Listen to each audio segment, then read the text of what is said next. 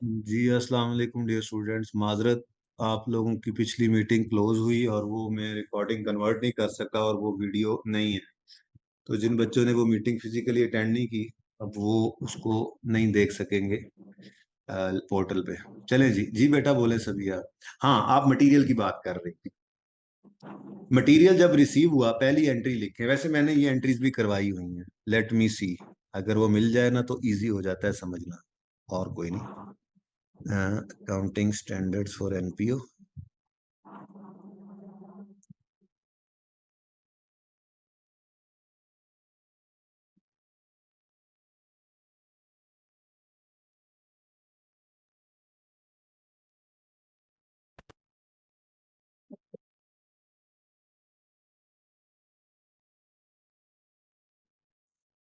या अल्लाह, मिल जाए तो अच्छा हो जाए। चले बेटा, जबानी जबानी ना आप एंट्रीज लिखें, तब तक मैं ढूंढता हूँ ना।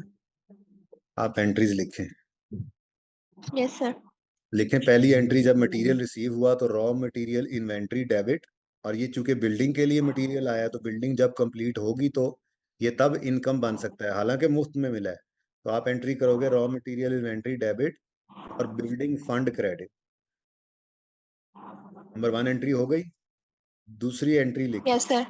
जब ये बिल्डिंग में यूज हुआ रॉ मटेरियल जो आया था, तो उसकी एंट्री आप करेंगे CWIP बिल्डिंग डेबिट और रॉ मटेरियल इन्वेंट्री क्रेडिट। वो लाइबिलिटी फंड के अंदर बिल्डिंग फंड में जा चुका है। जो मटेरियल डोनेशन इनकम नहीं ना बनाई हमने, वो फंड में पड़ा। तो दूसरी दूसरी एंट्री क्या बनी? दूसरी एंट्री बनी CWIP building debit material inventory credit. ठीक हो गया जी। जी सर। अब ये सब कुछ होता गया, बिल्डिंग कंप्लीट हो गई। जो आपको मटेरियल रिसीव हुआ था फ्री में, वो आपने डोनेशन की तरह से था, आपने उसको इनकम नहीं बनाया, उसको बिल्डिंग फंड में रखा हुआ था। जब बिल्डिंग कंप्लीट हो गई, मुझे कहीं नजर नहीं आया वैसे बाय द वे, चलें, जब बिल्डिंग कंप्लीट हो गई तो आपने उस कंप्लीट बिल्डिंग को CWIP डेबिट कर से देंगे। निकाल कर बिल्डिंग में डाल दिया और उसको शुरू कर दिया डेप्रिशिएट करना। ठीक है। अब जैसे जैसे वो डेप्रिशिएट होती जाएगी, जो बिल्डिंग फंड में जो कुछ भी आया है, चाहे वो मटेरियल आया था वो वहां क्रेडिट हुआ था, चाहे किसी ने कैश दिया था उस बिल्डिंग के लिए वो वहां क्रेडिट हुआ पड़ा था, वो सब का सब अब जो लायबिलिटी में पड़ा था, अब वो बिल्डिंग के साथ साथ इनकम में जाना शुरू हो जाएगा। ऐसे एक दो सवाल हमने किए भी थे बेटा। स्पोर्ट्स क्लब आई थिंक ऐसा था, या पता नहीं, मेहताब वेलफेयर क्लब था। बहरहाल अब मुझे मिल नहीं रही वो एडजस्टमेंट्स, मैंने की तो हुई है कहीं, एंट्रीज की थी बकायदा। ओके चले सर, मैं देख लूंगी। चले, समझ आ गई है। Yes sir. चलें, और कुछ सवाल आपका? इन्वेस्टमेंट प्रॉपर्टी से भी एक सवाल है। हाँ बोलें। सर, जब पीपी अगर कॉस्ट मॉडल पे होता है और उसको हम ट्रांसफर करते हैं इन्वेस्टमेंट प्रॉपर्टी में, हाँ, और इन्वेस्टमेंट प्रॉपर्टी भी कॉस्ट मॉडल पे ही हो। तो कैरिंग अमाउंट पे आप ट्रांसफर करेंगे, जी जी। तो कोई फेयर वैल्यू गेन शेन वाला चक्कर नहीं होगा, कैरिंग अमाउंट पे आप ट्रांसफर कर लेंगे। ठीक है। Okay sir. और कुछ सवाल आपका? इन्वेस्टमेंट प्रॉपर्टी जो कॉस्ट मॉडल पे इन्वेस्टमेंट प्रॉपर्टी हो और उसको हम ट्रांसफर करते हैं पीपी या इन्वेंट्री में, तो उसका क्या ट्रीटमेंट था? फेयर वैल्यू मॉडल अगर इन्वेस्टमेंट प्रॉपर्टी में नहीं है, तो जो कैरिंग अमाउंट उसको भी डेप्रिशिएट हो रहा होगा, जो कैरिंग अमाउंट होगी वही उधर चली जाएगी। मुझे नहीं मिला, नहीं मिली एंट्री, शायद क्लास के बोर्ड पे करवाई थी। ठीक है जी। और कुछ सवाल आपका है तो बताएं, वरना अब मैं फिर शुरू करूंगा बच्चों को दूसरा। No sir, thank you sir. ठीक है। अच्छा जी, फिजिकल के जो मॉक हैं वो आज रिसीव हो गए हैं, वो भी मंडे को कलेक्ट हो सकेंगे। और जो ऑनलाइन के मॉक्स हैं वो भी मंडे तक इंशाल्लाह अवेलेबल हो जाएंगे, वो भी चेक हो रहे हैं साथ के साथ। ठीक है। ये बच्चों का क्वेश्चन आ रहा था। जी अनोनिमस। अस्सलाम वालेकुम सर। वालेकुम अस्सलाम वरहमतुल्लाह। Sir, IAS accounting change in accounting policies में मसला आता है, change in correction of error और एस्टिमेट के नोट में कंफ्यूजन हो जाती है कि कितने इयर्स का रीस्टेटमेंट करनी होती है फाइनेंशियल स्टेटमेंट्स की। पहली बात है, एस्टीमेट चेंज में तो कोई रीस्टेटमेंट नहीं करनी होती, इसको साइड पे जी कर लो। ठीक है। जी ठीक ठीक है। है। अब रह गया पॉलिसी चेंज और प्रायर ईयर एरर करेक्शन। मैं अब आपको ओपन करके दिखाता हूँ। जिस तरह से आपको कंपैरिजन में दिखाया था, आपने उसकी ना पिक्चर ले लेनी है, ठीक है। वैसे जुबानी पहले बताता हूँ। जो पॉलिसी चेंज होता है, स्टैंडर्ड कहता है उसका आपने करंट ईयर का इम्पैक्ट भी दिखाना है, जबकि जो प्रायर ईयर एरर करेक्ट हुआ है वो पिछले साल की तो फिगर उस तक पहुंच गई थी, वो तो आप बताओ, लेकिन इस साल की गलती क्यों बताते हो, सही करके ही फिगर शो कर दो। ये जी बात सर। समझ आई है? जी सर। अब उसके बाद इस नोट की पिक्चर लो। ये जो नोट है ना आपके सामने, ये अकाउंटिंग पॉलिसी के चेंज का नोट है। अब ऊपर हेडिंग पढ़ो। ओए इधर आ। ये स्क्रीन नजर आ रही है आपको? जी सर। ये 3 वाला साल है, और आपने जी नोट के सर। अंदर, नोट के अंदर 3 का नोट बना रहे हैं, और 3 भी शो किया है, जी सर। 2 भी शो किया है, और जी सर। बैलेंस शीट में 1 भी शो किया है। जी सर। अब प्रायर ईयर एरर करेक्शन पे आते हैं। ये प्रायर ईयर एरर करेक्शन का नोट है। नोट है जनाब हमारा 30 जून 15 वाला साल का।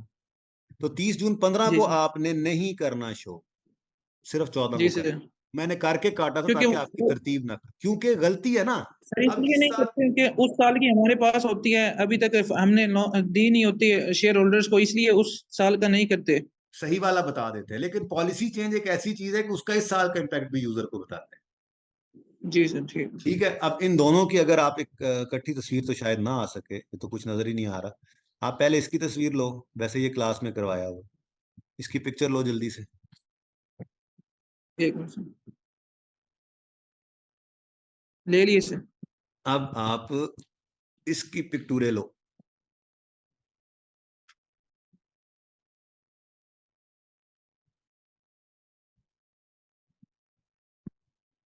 सर एक और क्वेश्चन है, स्प्रिंग 22 टसुकी लिमिटेड के नाम से पीपीई का।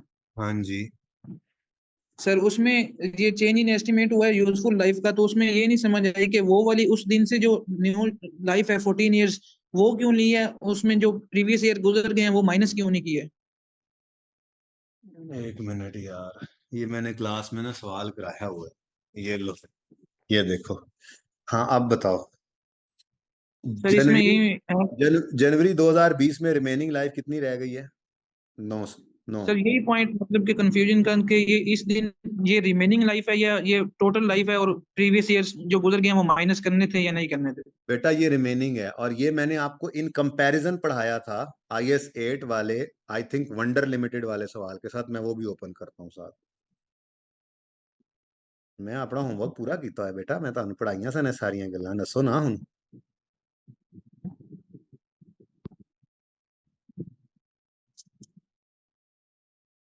यार को क्या डेथ पड़ गई है, चल ही नहीं रहा तेजी में।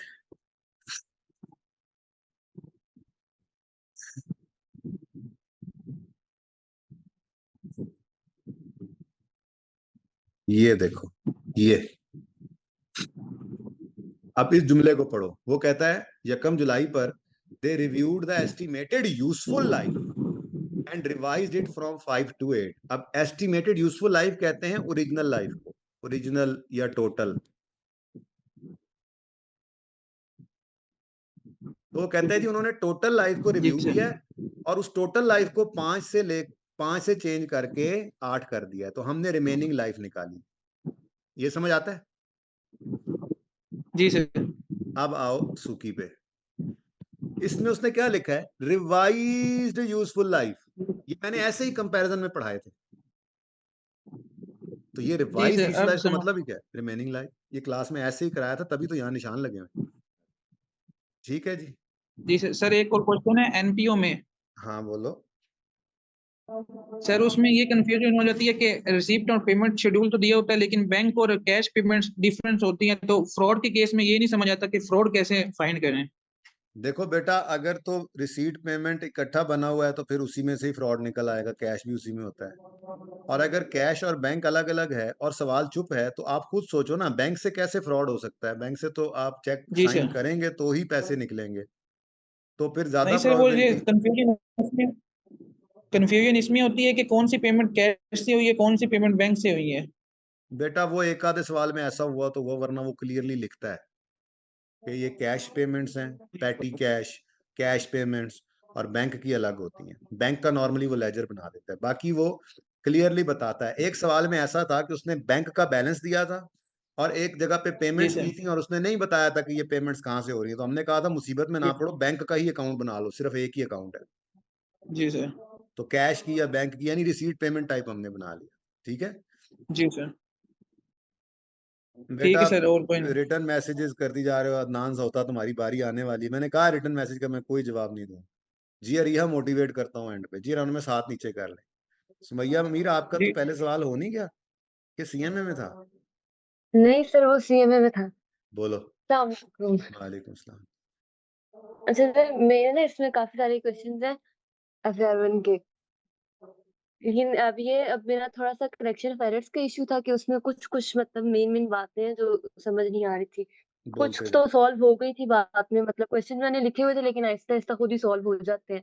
जी तो एक ये था कि हमने एक कंप्यूटर पर मतलब उस पर लिखा था परचेज किया, हाँ लेकिन कंप्यूटर तो पीपीई होता है ना, अगर हम उसको पीपीई लिखें या फिर हम परचेज लिखें, अक्सर सॉल्यूशंस में पीपीई लिखा होता है, अक्सर परचेजेस लिखा होता है। तो बेटा इसमें हम पीपीई क्या लिखा करें? होगा। बेटा आप कंप्यूटर भी परचेज ही करते हैं, आप प्लांट भी परचेज ही करते हैं, आप व्हीकल भी परचेज ही करते हैं। अब जी परचेज होने वाली चीज की नेचर देखो ना, क्या वो बॉल पॉइंट है जी जो परचेज किया और अब एक्सपेंस आउट कर देना है, या वो एक प्लांट है जो अगले 10 साल तक परचेज किया आगे फायदा देगा? तो वो उसकी नेचर पे जी डिपेंड करता है। परचेज तो खरीदते तो हम सब चीजें हैं ठीक है, जी। Got it. तो मतलब वो सर कंप्यूटर ये है, था कि कंप्यूटर है तो कंप्यूटर एक हाँ नॉन करंट एसेट है, कई साल फायदा देगा, तो वो परचेज किया तो जी पीपीई बनाओ, एसिड बनाओ। ठीक। और सर ईपीएस से क्वेश्चन है कि अगर राइट इश्यूज हो और इंटरिम डिविडेंड जो हो वो बोनस पे हो, तो पहले किसको करेंगे?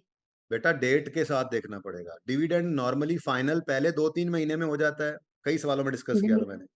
और अगर इंटरिम डिविडेंड हो तो वो year mid of the year के 2-3 महीनों में हो जाता है। अगर वो bonus issue during the year करवाए फाइनल के साथ या इंटरिम के साथ, तो राइट इशू को वो एग्जैक्ट डेट के साथ लिखता है। या तो आप इधर देखो ना, मैं आपको ऐसे समझाता हूँ। सर, एक एक मिनट क्वेश्चन में ना आपने मतलब बेटा, इंटरिम डिविडेंड। पहले मेरी बात अब सुन लो। जी जी मेरे ये मेरे 2 साल हैं, ठीक है जी। ये मिसाल के तौर पे 1 जनवरी 12 है, ये 31 दिसंबर 12 है, और ये 31 दिसंबर 13 है। अच्छा, अब मैं 2 साल में आपको समझाता हूँ मिसाल के तौर पे। यहाँ पे आपने इंटरिम डिविडेंड दिया है, जो कि यहाँ कहीं पर 2 से 3 महीनों में इंटरिम डिविडेंड आ जाता है, ठीक है। अगर ये बोनस जी है तो ये आ गया यहाँ पर, ये मिड ऑफ द ईयर उसने लिखा होता है, हाफ ईयरली अकाउंट्स के साथ है, तो ये 30 जून पर अनाउंस होता है, तो ये जुलाई अगस्त में हो जाता है। अब एक ऑप्शन ये है कि वो यहाँ पर डेट लिखेगा 30 नवंबर को राइट इशू हुआ क्लियरली, तो आपको पता लग जाएगा। ये मैंने क्लास में कई बार डिस्कस किया। अगली बात, दूसरा ऑप्शन क्या हो सकता है, यहाँ पर उसने इंटरिम डिविडेंड अनाउंस किया और साथ ही उसने लिखा हुआ है हाफ ईयरली अकाउंट्स के साथ होता है। अब ये भी बोनस है, अब ये 2-3 महीनों में यहाँ पर ये जो है वो रिकॉर्ड हो जाएगा। अब वो दूसरा ऑप्शन क्या कर सकता है, वो यहाँ पर लिखे ऑन लेट्स से 1 मई या 31 मई राइट इशू हुआ है, तो वो क्लियरली ये बताएगा, राइट इशू की डेट क्लियरली बताता है। और फाइनल बोनस, फाइनल डिविडेंड अगर बोनस है तो वो पहले 2-3 महीनों में होगा, और इंटरिम बोनस है तो वो ईयर एंड के बाद अगले 1-2 महीनों के अंदर ले लेना है आपने, तो वो क्लियरली उससे दूर रखेगा ताकि आप तरतीब रख सकें, ठीक है। सर, एक क्वेश्चन में ना सोल्यूशन में ये हुआ था कि इंटरिम डिविडेंड 30 जून का था और राइट हाँ इश्यूज 1 मई के थे, लेकिन इंटरिम जो था वो पहले दिया हुआ था। फिर उस बेटा वो क्वेश्चन की वजह से मैं नहीं कंफ्यूज हो रही बेटा, थी, इसलिए मैंने क्वेश्चन वो लिख लिया था। सवाल बताओ मुझे, ऐसे नहीं। वो सवाल सर, ये जो ईपीएस में 2 क्वेश्चन थे ना, पास्ट पेपर्स पेज वो थे, नंबर उनमें से अगर एक क्वेश्चन था। मैं ग्रुप ट्रैक बुक मैं खोल तो रहा हूँ, अब देखो ये लगता है पास पेपर। हाँ जी, ये तो एग्जांपल्स आ गई आई के पास पेपर, ये रहे जी बेटा। इनमें कौन सा क्वेश्चन था? सर, सिर्फ 2 पास्ट पेपर थे शायद, या फिर हाँ तो 2 ये प्रैक्टिस दोनों क्वेश्चन थे, सामने उनमें था एक क्वेश्चन, मैं नजर तो आ रहा है बुक आपको? लाती हूँ। ये बेटा आपके सामने स्क्रीन पे दोनों सवाल हैं, देखो इनमें से कौन सा वाला नहीं था। सर, ये वाला क्वेश्चन नहीं है, मुझे लगता है वो प्रैक्टिस क्वेश्चंस में था। बेटा बहरहाल क्लियरली बताएगा वो, अगर ऐसा कुछ होगा तो प्रैक्टिस क्वेश्चन नहीं, क्वेश्चन बैंक में हो सकता है वो। इधर देखो इनमें कोई है, जी ये देखो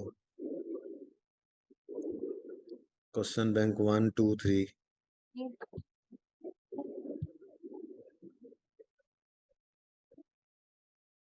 देख लो, बुक देख लो, तब एक तक मैं मिनट किसी मैं और का देखती जवाब दे लेता हूँ। आप बुक देख लो तब तक, ठीक है। और कोई सवाल है आपका? हूँ। जी और भी है। जी, बुक खोलती रहो और साथ सर साथ। ये जो मार्केट रेट होता है और एक्सरसाइज प्राइस, बस इसका एक दफा बता दें, मार्केट रेट और एक्सरसाइज प्राइस में मेनली क्या डिफरेंस होता है? बेटा, जब आप कोई बंदा, किसी बंदे को ना कहते हैं ना कि आप 2 साल बाद हमारे शेयर्स खरीद लेना, आपको हम वो जी शेयर खरीदने का एक ऑप्शन देते हैं। ये पकड़ो, ये सफ़ा, इसके ऊपर लिखा हुआ है कि आप 2 साल बाद 10 शेयर्स खरीदने के लिए एलिजिबल होंगे, और उस वक्त जी आपको ये हम शेयर देंगे 15 रुपए का। अब ये है एक्सरसाइज प्राइस। अब आज खड़े जी होकर ये एक्सरसाइज प्राइस वाला पर्चा हमारे हाथ में आ गया, लेकिन इस पर्चे की कुछ पेमेंट करनी पड़ती है कंपनी को। जी लेट से 2-3 रुपए का उन्होंने ये पर्चा बेच दिया हमें। अब 2 साल बाद जब शेयर्स हमने लेने जाना है तो हमें वो 15 के मिलेंगे। ये एक्सरसाइज प्राइस होती है, ठीक है। अब इस साल के अंदर खड़े होकर, अमार आप म्यूट कर लो यार प्लीज, पता भी है बच्चों में। अच्छा, इस साल में खड़े होकर आपका ये ऑप्शन जो है, ये अभी एक्सरसाइज नहीं हुआ, मतलब ये कन्वर्टेबल इंस्ट्रूमेंट है, तो उसकी एक्सरसाइज प्राइस तो 2 साल बाद वाली 15 फिक्स है। लेकिन इस साल एवरेज मार्केट प्राइस कितनी रही, वो आपको सवाल देगा, आप नहीं निकाल सकते। तो ये दोनों में फर्क है, एक्सरसाइज आवाज नहीं प्राइस। आ रही। मैं सारी गल कर ली है, तो हुण आवाज नहीं आ रही। बोलो, कहां तक आवाज आई थी? मतलब वो जो 2 साल की आप बात कर। हाँ, मैंने ये कहा कि अब आज आपने ऑप्शंस दे दिए, अब ये 2 साल बाद एक्सरसाइज होने हैं। तो आज जिस साल में इशू किए हैं, साल के एंड पे तो ये अभी शेयर्स में कन्वर्ट नहीं हुए, ये कन्वर्टेबल इंस्ट्रूमेंट्स हैं। ये बात समझ आती है? जी हाँ। अब जी इनकी एक्सरसाइज प्राइस 15 रुपए है, जो हमने उसके ऊपर लिख दी थी, और मार्केट प्राइस जी वो है एवरेज, जो इस पूरे साल में रही, वो सवाल आपको बताएगा। तो ये दोनों में फर्क है, और उसकी ट्रीटमेंट बताइए। ठीक हो गया। और एक मिनट। सर ये जो लेगेसी होती है, अब हाँ, इसे हम इनकम में लिखें एनपीओ बनाते हुए, या इसको अच्छा, आगे वैसे लेके जाएं? इसको डायरेक्ट जनरल फंड में भी फेंकने का ट्रीटमेंट है। जी तो जनरल फंड में भी फेंकें या इनकम भी बनाएं, तो जनरल फंड में ही जाना है उसने। तो मैंने कहा था कि आप इसको इनकम में ही डाल दें, लेगेसी आए तो इनकम में ही डाल देना, वहां से भी जनरल फंड में ही जाएगा, डायरेक्ट जनरल फंड के जी। अंदर डाल, एक ही बात है, दोनों में से जो कर लो। अच्छा सर, वो क्वेश्चन मुझे मिला है, वो statement of changes in equity में है। ओके, उत्थे चले जाने। एक उसमें मिनट, प्रैक्टिस क्वेश्चन नंबर 2। और ठहर जा।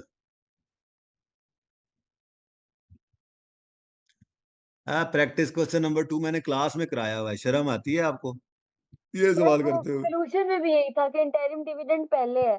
बेटा उसको हालांकि छोड़ें, इंटरिम उसको छोड़ें, मुझे ये बताएं कि क्लास वाले सोल्यूशन में क्या था।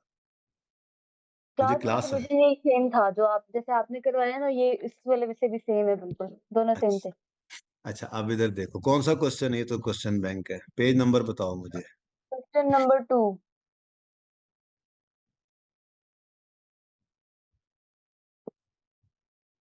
ये, अच्छा जी, अब इसमें राइट इश्यू जो है वो 1 मई को हुआ, जी 1 मई 18 पे, ऐसा ही है। जी जी अब कौन से वाले का मसला है आपको? हम खड़े हैं 18 वाले साल में। मैंने वैसे ना ये सवाल में जी। गड़बड़ भी थी, मैंने इस 30 सवाल जून को सही 18 भी, को देखिए, ये हुआ हमारे पास two 1 share for every 6 held, ये बोनस डिविडेंड इंटरिम। अब इसको ठीक है। पहले दिया हुआ है, इसको ये आपने पहले किया, अब इसका। ये 30 जून वाला साल है ना बेटी,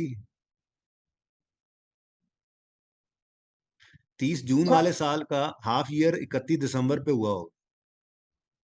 जी यानी 30 जून 18 वाले साल का हाफ ईयर जो है वो बनता है, ये 30 जून 18 का इंटरिम है, तो 30 जून 18 में ही आया होगा। तो अगर इंटरिम है तो इसका मतलब ये 31 दिसंबर 17 पर आया होगा, तो 1 जनवरी से, मतलब जनवरी फरवरी 18 में ये हो गया होगा। जी। और फिर 1 मई 18 पे बाद में ही होना है राइट इशू, पहले बोनस ही आना है। बेटा हम्म। फाइनेंशियल ईयर तो देखो वो 30 जून वाला है, ठीक है। जब वो उन्होंने डेट यहाँ पे वो लिखी हुई थी ना, फॉर द ईयर एंडेड लिखा हुआ था, तो उसकी वजह से कंफ्यूज हो गई थी। नहीं, ईयर बाकी मेरे एंडेड साथ 30, ही एक लड़की थी, उसका भी यही क्वेश्चन था, वो भी इसमें कंफ्यूज थी, तो इसकी बेटा वजह ये से। देखो ना, मैंने ये लिखा हुआ है 30 जून 18 अगर ईयर एंड है, ठीक है, जी तो उसका हाफ ईयर तो ये बनेगा। जी सही हो तो गया। हाफ ईयर के बाद मई आ रहा है ना, तो ये यहाँ पर जी इंटरिम जी आ गया होगा। ये मैंने क्लास में ऐसे ही कराया, इस सवाल में कुछ गलती भी थी, मैंने कहा था उसको सही कर लेना। खैर चलें, छोड़ें। जी। और कोई सवाल? अच्छा सर, ऑर्डिनरी शेयर्स में अगर कोई चेंज नहीं, अगर हम 2005 में ईपीएस निकाल रहे हैं और ऑर्डिनरी शेयर्स में कोई चेंज नहीं है, लेकिन क्वेश्चन में ये गिवन है कि 2007 या 2008 में जाके कोई चेंज आएगा, तो उसको हम कंसीडर करेंगे?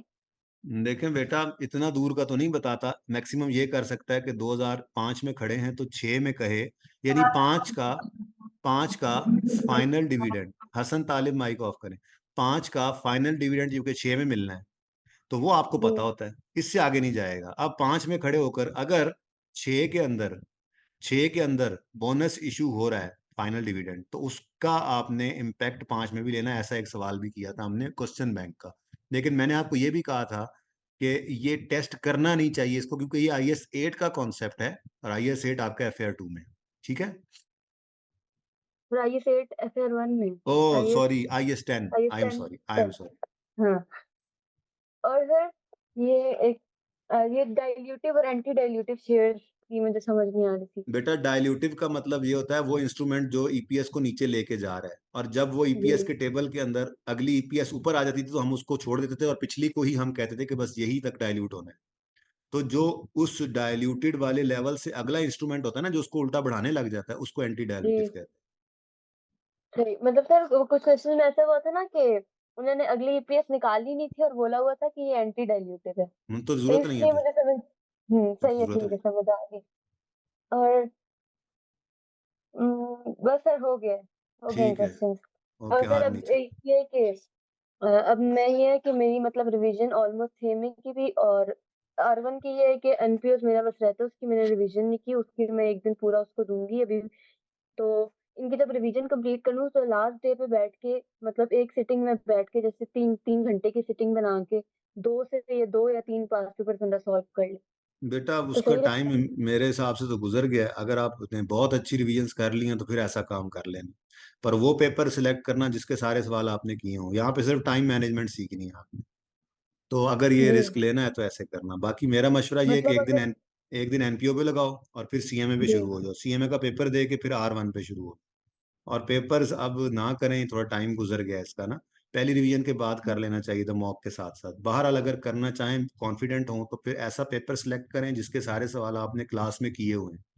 उसको सिर्फ आपने इस कॉन्टेक्स्ट में कर, इस तरह से करना है कि आप टाइम मैनेज कर सकते हैं या नहीं, 3 घंटे 15 मिनट के अंदर उसको 3 घंटे में सॉल्व कर सकते हैं, ठीक है। तो तो वैसे ये ये है कि मैं टाइमर लगा के कोशिश करती हूँ ना, तो सीएमए के मुझसे हो जाते थे, टाइम से पहले हो जाते थे, हमेशा टाइम से पहले होता था। लेकिन R1 में मुझे टाइम लगता है क्योंकि इसमें फॉर्मेट्स इतने ज्यादा है, तो R1 के इसलिए थोड़ा सा डर लगा हुआ है, तो मैं कह रही हूँ चीज की मैं एक दफा सही। लोगों को तो CMA से डर लगता है, तो आप कोई ऐसा पेपर सिलेक्ट करें जो सवाल किए हुए हैं तो उनको 3 घंटे 15 मिनट में करने की कोशिश करें। लेकिन ये टाइम थोड़ा इस तरह से होता है ना कि अगर आपसे खुदा ना खास्ता कुछ तबीयत खराब है, जी ऐसे कोई टेंशन है घर पे चल गई, या कुछ ऐसा हो जाए, थोड़ा सा पेपर पे वो फोकस ना हो जो पेपर में होना है, और वो पूरा ना जी हो, तो कॉन्फिडेंस लूज होने का डर होता है। तो फिर मैं बहरहाल लाइब्रेरी में बैठ के करती हूँ तो इंशाल्लाह हो तो जाएगा। ठीक है, कोई ऐसा पेपर लेना बेटा जो फिर सारा सवाल किया, नया सवाल कोई नहीं करना। सही है, ठीक है सर, हो गया। हाथ नीचे कर लें जी। अब्दुल राफे। अस्सलाम वालेकुम सर। वालेकुम अस्सलाम। सर मेरे भी थोड़े ज़्यादा सवाल ही हैं। अच्छी बात है सर बेटा, इन इसमें सवालों से बच्चों को फायदा ही हो जी, जी, अच्छा सर ये था कि ये स्प्रिंग 2024 में सर ये क्वेश्चन आया था बार्ड लिमिटेड। रहा है। हाँ, अब सर इसमें एक ये बात थी कि ना इसमें ये सर आपने समझाई थी मगर फिर भी एक समझ मिनट आई एक नहीं मिनट मुझे। एक मिनट एक मिनट, एक काम कर लें, अगर आपकी इत्मीनान एजाज, सुभान अल्लाह, मैं भी यही बात करने लगा था।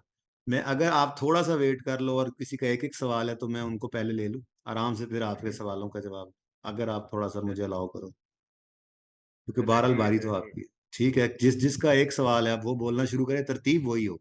अदनान एजाज है अगला, अगर एक ही सवाल है तो वो पूछ ले, अदनान सा होता है। जिसका एक सवाल है वो बोले तरतीब से जो बैठे हैं। अस्सलाम वालेकुम सर। वालेकुम सलाम। सर मेरा ये क्वेश्चन है कि मेरा R1 और एक मिनट, तुम्हारी मेरी मेंटल अलाइनमेंट है वैसे, ये मैंने माना है ना। जी जी सर, शुक्रिया। अच्छा सर, मेरा R1 और ऑडिट का पेपर है सिर्फ, तो अब ये बता दें ऑडिट के बाद तो R1 का आधा दिन भी नहीं है रिवीजन के लिए, तो अब इसको कैसे करूं? कोई बात नहीं। आप मुझे ये बताओ कि और आपने सेकंड रिवीजन अटेम्प्ट है कितनी, मेरी, पिछली बार 42 पर रुक गया था। अच्छा R1 की कितनी रिवीजन्स कर ली हैं आपने? सर एटलीस्ट 2 कर ली हैं। और ऑडिट की कितनी रिवीजन्स कर ली हैं? उसकी दूसरी पूरी होने वाली है। अब एक काम करो, जी 31 आज निकल गया, चलो तो उसकी दूसरी आज पूरी जी कर लो। यकम 2 जी 3 सर। 4 5 6 7 8 9, 9 दिन है। जी सर। 4 दिन में ऑडिट कर लोगे? सर रिवाइज एक 5 बार और दिन शायद। 5 दिन में कर लोगे ऑडिट रिवाइज? जी जी सर। तो बस 4 दिन R1 पे लगाओ यकम से, टिका के पूरी ठीक रिवीजन है। एक और कर दो, और भूल जाओ किसी और चीज को। ठीक है, ये रिवीजन और पूरी करने की कोशिश करना, और अगर चौथा दिन एंड होने लग जाए और कोई टॉपिक्स एक दो छोटे मोटे रह जाते हैं तो फिर एक दो सवाल करके बाकी जुबानी देख लेना, लेकिन कोशिश करना पूरी हो जाए 4 दिन में, हिम्मत और सर मारना नहीं। ऐसे भी होता है कि जैसे ऑडिट कर करके बंदा थक जाता है तो 2 सवाल R1 के कर लिए, इस तरह भी सही रहता है, इस तरह भी सही रहेगा अगर कोई नहीं, एक आधा असल टॉपिक में ना, रह भी जाता। असल में अब टाइम ऐसा है ना कि अगर आपने R1 किया तो आपके माइंड में चलेगा यार ऑडिट लेट हो रहा है, ऑडिट करेंगे तो आप जी कहेंगे सर। R1 में दिन एक है, इसलिए ना अब बस कर दें, साथ साथ वाला काम खत्म करें, 4 दिन में FAR 1 करें, ठीक है सर। फिर 5 दिन में ऑडिट करें, और हाँ उस 5 दिन में अगर थक जाए तो एक आधा सवाल कोई कर लिया करें अपनी शुगल के लिए। अब इसका होगा ये कि आपकी एक रिवीजन पूरी हुई हुई है, अब ऑडिट को जी टिका के सर। आपने कर लिया, अल्लाह के हुक्म से पेपर भी अच्छा हो गया, कॉन्फिडेंट भी हो गए, अब घर आए, अब घर आके आपने एक और रिवीजन करनी है सिर्फ दिल की तसल्ली के लिए, जरूरत नहीं है उसकी। अब उसमें ये करना है आपने कि आधे दिन के अंदर आपको जो लगता है कोई टॉपिक कि उसका सवाल मुझे करना चाहिए, उसका कोई एक आधा सवाल कर लें, वरना हर टॉपिक के 2-3 सवाल सिर्फ देखते जाएं, क्वेश्चन पढ़ें, एडजस्टमेंट पढ़ें, दिमाग में उसका सोल्यूशन सोच के सोल्यूशन देखें, ये दिल की तसल्ली के लिए है और रिवीजन भी जी हो सर। जाएगी। टॉपिक सारों से घूम जाना ऐसे ही, कोई नया सवाल नहीं करना, कोई सारे टॉपिक के सवाल नहीं करने, अगर समझते हो कि मैनेज हो जाएगा तो हर टॉपिक का सिर्फ एक सवाल कर लेना, या कुछ के एक एक सवाल कर लेना और बाकी देखते जाना, कुछ सवाल देख लो, सारे नाम ही देखो, तो लेकिन इससे ये होगा कि आपको फॉर्मेट्स, कॉन्सेप्ट्स, ये चीजें जो ना थोड़ी थोड़ी रिवाइज हो। ठीक है, ठीक है सर, थैंक यू। बस करना, तूने अपने क्वेश्चन पूछ लिए बस। जी बेटा। और किसी का एक सवाल है तो अदनान इजाज, अदनान इजाज, बस अल्लाह हाफिज फिर। जी सर, बस यही सवाल पूछना था, बहुत चलें जी, शुक्रिया। मैं सर पानी दुआ का में घूंट याद पी लूं, रखिएगा तब तक बस। आप जिन बच्चों के हाथ खड़े हैं उनमें से कोई एक बच्चा जो है जिसका एक सवाल है वो सवाल करें। अस्सलाम वालेकुम सर जी। वालेकुम अस्सलाम, तुला भाई बोलो। सर जी मेरा एक क्वेश्चन ये है कि मुझे कन्फ्यूजन है कि सर जी कुछ क्वेश्चन होते हैं मिसाल के तौर पे जिनके ना ए और बी पार्ट है और सी पार्ट है, सब पार्ट्स होते हैं आगे, तो हाँ, अगर किसी क्वेश्चन की वर्किंग कॉमन है तो हम तो हर पेज पे ए और बी सी लिखते हैं, तो अगर वर्किंग कॉमन है तीनों पार्ट्स की तो हम कैसे उस पे कौन सा नंबर देंगे? उसमें मेरा मशवरा ये है कि आप वर्किंग का नंबर ना बदलो। ठीक है, आपने पार्ट ए किया, वर्किंग 1 2 3 शुरू कर दी, पार्ट बी किया तो वर्किंग 3 4 5 चलाते गए, अब जहां पे वर्किंग पार्ट ए वाली कोई यूज हुई पार्ट बी में तो वहीं से रेफरेंस रेफरेंस में वर्किंग 1 लिख दोगे। अच्छा, अब इसमें आप ये कर रहे हो कि पार्ट के बाद उसकी वर्किंग, फिर पार्ट, फिर वर्किंग कर रहे हो, आप यूं भी कर सकते हो कि मेन रिक्वायरमेंट ए और बी पहले सफे में रख के दूसरे से वर्किंग स्टार्ट कर दो तरतीब से, तब भी ठीक है, एक क्वेश्चन के अंदर इस तरह से कर सकते हो। ठीक है, सर जी लेकिन वो ऊपर रिक्वायरमेंट होती है ना, वो जो 3 ऊपर खाने बने होते हैं कि 2 हम्म, क्वेश्चन आगे ए लिखने हैं, वो उसमें मसला तो नहीं होगा? नहीं ना बेटा, क्वेश्चन 2A और उसी सफे पे ही आप 2B लिख सकते हैं, क्वेश्चन नए सफे से शुरू करना है, पार्ट के बारे में तो नहीं लिखा हुआ उसने, लिखा हुआ है कहीं पे, होता है लिखा हुआ। नहीं सर जी, मैं ये कह रहा हूँ जैसे मैं अभी एक क्वेश्चन आपको बताता हूँ, जैसे हाँ, भी सीएमए में प्रोसेस कास्टिंग का क्वेश्चन होता है, ठीक है, उसमें वो इक्विवेलेंट प्रोडक्शन यूनिट का एक टेबल क्या देता है, कभी वो कास्ट हाँ, पर यूनिट क्या देता है, ठीक है, वर्किंग तो कॉमन होती है ना, तो हम्म, अब ए और बी हमने ए पे हमने प्रोडक्शन यूनिट बना लिया, दूसरे में हमने कास्ट पर यूनिट बना ली, अब हम्म। उनकी वर्किंग कॉमन है तो हम उसके वर्किंग के ऊपर हमने डब्बे में क्या रेफरेंस दें? डब्बे में तो रेफरेंस देते नहीं है वर्किंग का, वर्किंग का रेफरेंस डब्बे में देने की जरूरत नहीं है, वर्किंग नहीं का नहीं सर रेफरेंस जी, तो आप, ऊपर जो पेज के ऊपर लिखा होता है कि क्वेश्चन का नंबर जो होता है। क्वेश्चन का नंबर तो बेटा आपने कॉलम में लिख दिया साइड पे, जी जी। देखो ना, मैं समझाता हूँ आपको,